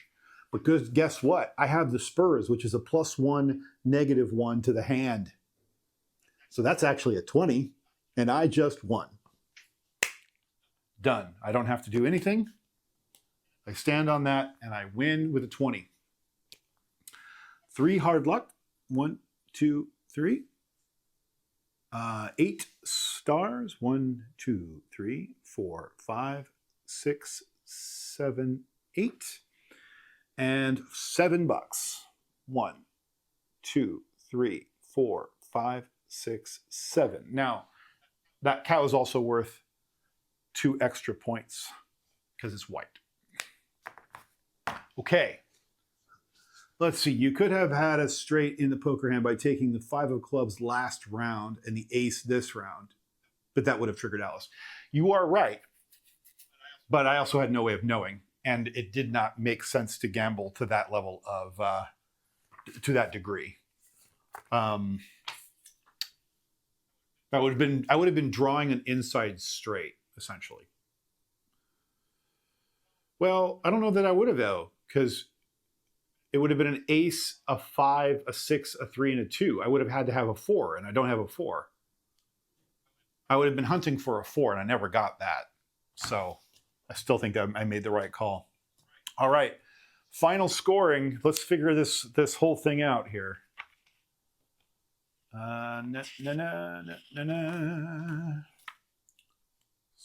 Winning the game. Yeah, okay. All right. Let's get to the regular scoring first, because that's the easiest one to do. This won't take very long. Okay. Double barrel, first of all. Let's make sure that I'm not missing anything there. Hard luck. Poker deck. Royal Ridge. Yeah, done. Done. Done. Newtown continued. River, rails, overview of each region. Right. Just making sure. Overview of the game. Phases of play. Setup modes. Yep.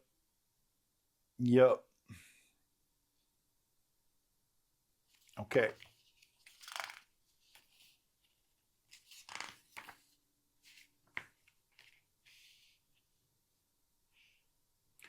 Multiply Bush's still. Oh, that's Bush and Sundance. Got it. Okay. Increasing difficulty, winning the game.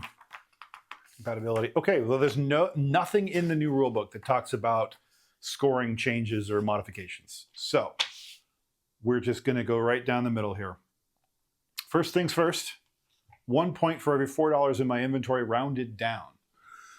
10, 26 divided by 4. So that's 24. That's 6 points. Okay. 6. Gold. 1 point for 2 gold, rounded down. I've spent exactly 10, so that's 10, 20, 30, 7. So 36 divided by 2 is 18 points in gold. But I haven't done the final step, actually, because I do think unless it ends right away, which I don't think it does, we still have phases to get through. Yeah. Let's get through the last phases, because that might change the way things are done here. Okay, poker hand is 0. We didn't get anything for it. So with poker hand 0, We now pan and work, I believe. Pan and work. Okay, so it's actually probably better. Yeah, it is way better actually. Let's erase our scores. We'll do that again because we're about to get some more gold. We get 3 gold because we're panning with 3 gold pans. 1, 2, 3. That fills the box, and we get $8. So 1, 2, 3, 4, 5, 6, 7, 8. Okay. So that's 34 divided by 4. 15, 16 points? No, it's 4. 4 divided by 34. I don't know. I don't want to do the math. My brain is jelly. 34, 8.5. So down. So this is still 8 points there. Okay. 8 points for money. Gold is now 10, 20, 30, 40 divided by 2 is 20 points in gold. Okay. Oh, sheriff. Well, we have 1 wanted. It's a 9, so I'm not, there's the 9. So I'm not arrested, so I don't have that to worry about. Okay. Now, oh, right. Now we're dealing with our Silver Star unlocks. 1 point per circled building. In Newtown, hold on. Okay, Old Town, not Newtown. We'll go over there. Okay. 1, 2, 3, 4, 5, 6. In Newtown. 1, 2, 3, 4, 5, 6. Wait, 1, 2, 3, 4, 5, 6, 7. 13. That's 13 points. Okay. So we will mark 13 here, plus. What's our other unlock? We got 1 point per circled mine. Well, in the mine, we got 1, 2, 3, 4, 5, 6, 7. So 7 points. And then chickens. We did get 5. Ha, look at us. That's amazing. Okay. So there's chickens. We are at ×2. We have 5 chickens. So each chicken is now worth 4 points. So 5 times 2 is 10 points for chickens. So that makes this 7 a 17. That's 30 points. How many stars did we end up with? We only spent 2 stars the entire game. So we have 10, 20, 30, 40, 51. 51 stars. Okay. Now, this sounds like a lot, but the bot is going to slaughter us. So here's how this is going to go. We're going to maybe it will, maybe it won't. So this is 28 plus 30 is 58 plus 51 is 109 points. Minus 10 is 99 points. What did he say? Oh, I did. So 99 plus 2, 4, 6. So 105 points. Plus 6. I did. Good catch. I did do that. So it's 6 plus 13 plus 17 is the benefit there. Okay. Because we had 3 white cows and they were worth 2 points apiece.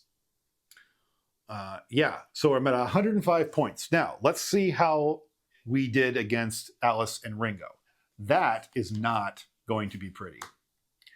Here's how this goes. Here's Alice, here's Ringo.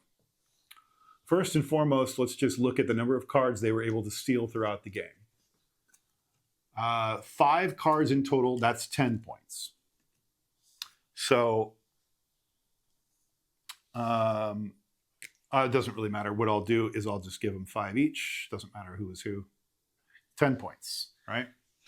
Okay, now let's do Poker Alice first.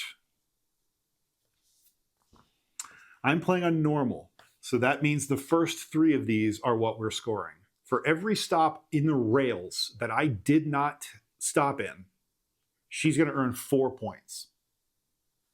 Rails. Let's see. Everything marked off or unmarked. The circles are mine. 1, 2, 3, 4, 5, 6, 7, 8, 9 points times 4 is 36 points. Just in the hills, or just in the rails. Hills, same thing. I have 3 cows, and there are 1, 2, 3, 4, 5, 6, 7, 8, 9 times 3 is 27 points.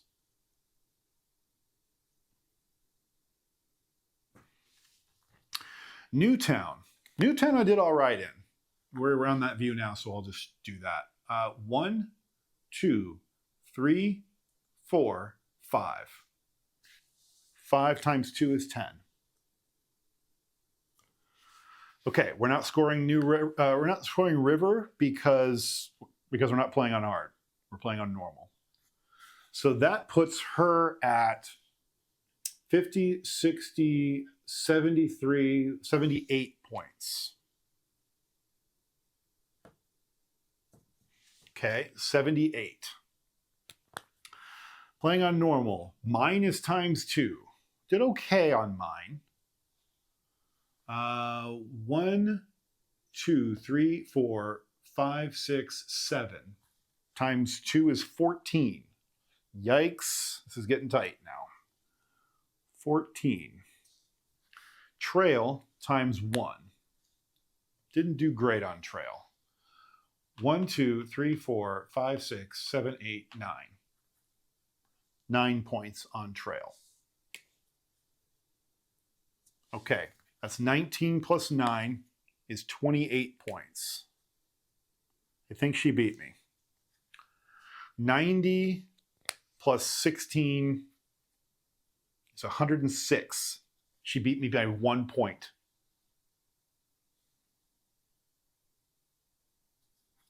She beat me by 1 point. That's pretty damn incredible, to be honest. I'm at 105. She's at 106. She beat me by 1 point. Okay, now look. Let's talk impressions, right? Fresh off of playing, this is a fully loaded game. I had the specialists, outskirts, characters, double barrel mode, sidekicks. I had it all.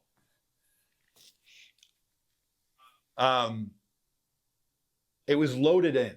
And to be honest, I didn't have as much of a problem grokking the rules as I thought. The choices are double. The choices are complicated because you're now having to think, where do I take my action? Do I take it up here or down here? And that gives me the bonus, which is now pushing me from here to there. But if I do that in reverse, it pushes me from there to here. And with the sidekicks, you're now trying to track 5 different regions of the board to keep him away from. I'm tilted now because you can't. There we go. Instead of just trying to keep away from 3 or 4, if you're playing normal or hard, now you're keeping away from 5 or 6 out of 8 or whatever it is. That is hard to keep in your head. Plus, then you have like twice as many different end game scoring opportunities to go after. So you don't just have the 4 that are in the mine in the main game and the 1 or 2 that are in town, right? you now have the three that are in the river. You have the cows. You have the chickens. You have the upgraded hammer you can go for, and so on. It's a lot. It's not a lot in terms of mechanics. It's a lot in terms of logistics and running the math in your head of what's the better play. And now you're going for a fourth round as well, so it's a 25% longer game. This pushes the game to me to be in the upper twos. I would say this is like a 2.9 in terms of weight, if you were going to use BGG's scale, when it's fully loaded. Maybe even a 3. I don't know. Didn't quite feel like it tipped the balance into 3. But it's not a casual game doing this. This is more like not quite Hadrian's Wall. This is like if you're really scared about playing Hadrian's Wall and you want something that might get you close to the level of complexity, Double Barrel Fliptown might get you into that training wheels mode for something like Hadrian's Wall. So, which I haven't done on this channel yet for a reason. It's a heavy game, complicated game. I want to play it. I want to get it back out again and play it. But it's great. It's a great game. Lovely. Perfect. This game feels a lot like it's approaching that level of combo-tastic, triple, quadruple different options you can choose from, different paths you can go down, specialization you can get yourself trapped into that may or may not pay off. The bounties, I think, work really well, the double barrel ones. That gave me some things to push for as well. That was yet again another strategic direction to push for. The specialist for hire also gave me something to push for. It's a lot. It is a lot to manage. Now, what do I think of it? I think it's great. I think it's great. The fact that they can double this game in terms of mechanics, complexity, capability, things to do, and still balance a double-barreled bot. So not just the main bot, but the sidekick Bullseye. And these are not tied together. There's only one set that are tied together, and that's Butch and Sundance. The other ones are just intermixed. You just choose one, choose the other, or draw randomly, whatever. The fact that these were drawn randomly, one is, actually they're both from the main expansion. But anyway, that these are balanced so well that it came down to a 1-point game. That in and of itself, with the fact that I had the bounties in play, which are also randomized, not just the signpost, but the bounties themselves are randomized. The specialist randomized. All of this stuff factored in, and this came down to a 1-point game of over 100 points. That's unbelievably well balanced to me. Now, that maybe this is just because I had some semblance of how to play the game, and I got a pretty good distribution of cards. Obviously, one playthrough is not representative sampling, but from a first impressions perspective, I am deeply impressed that the game came anywhere close, that the designers came anywhere close to getting this, to maintaining the level of competitiveness and balance. I thought I was going to get absolutely murdered by the bot. As it turned out, I did far better than I thought I was going to do against these bots.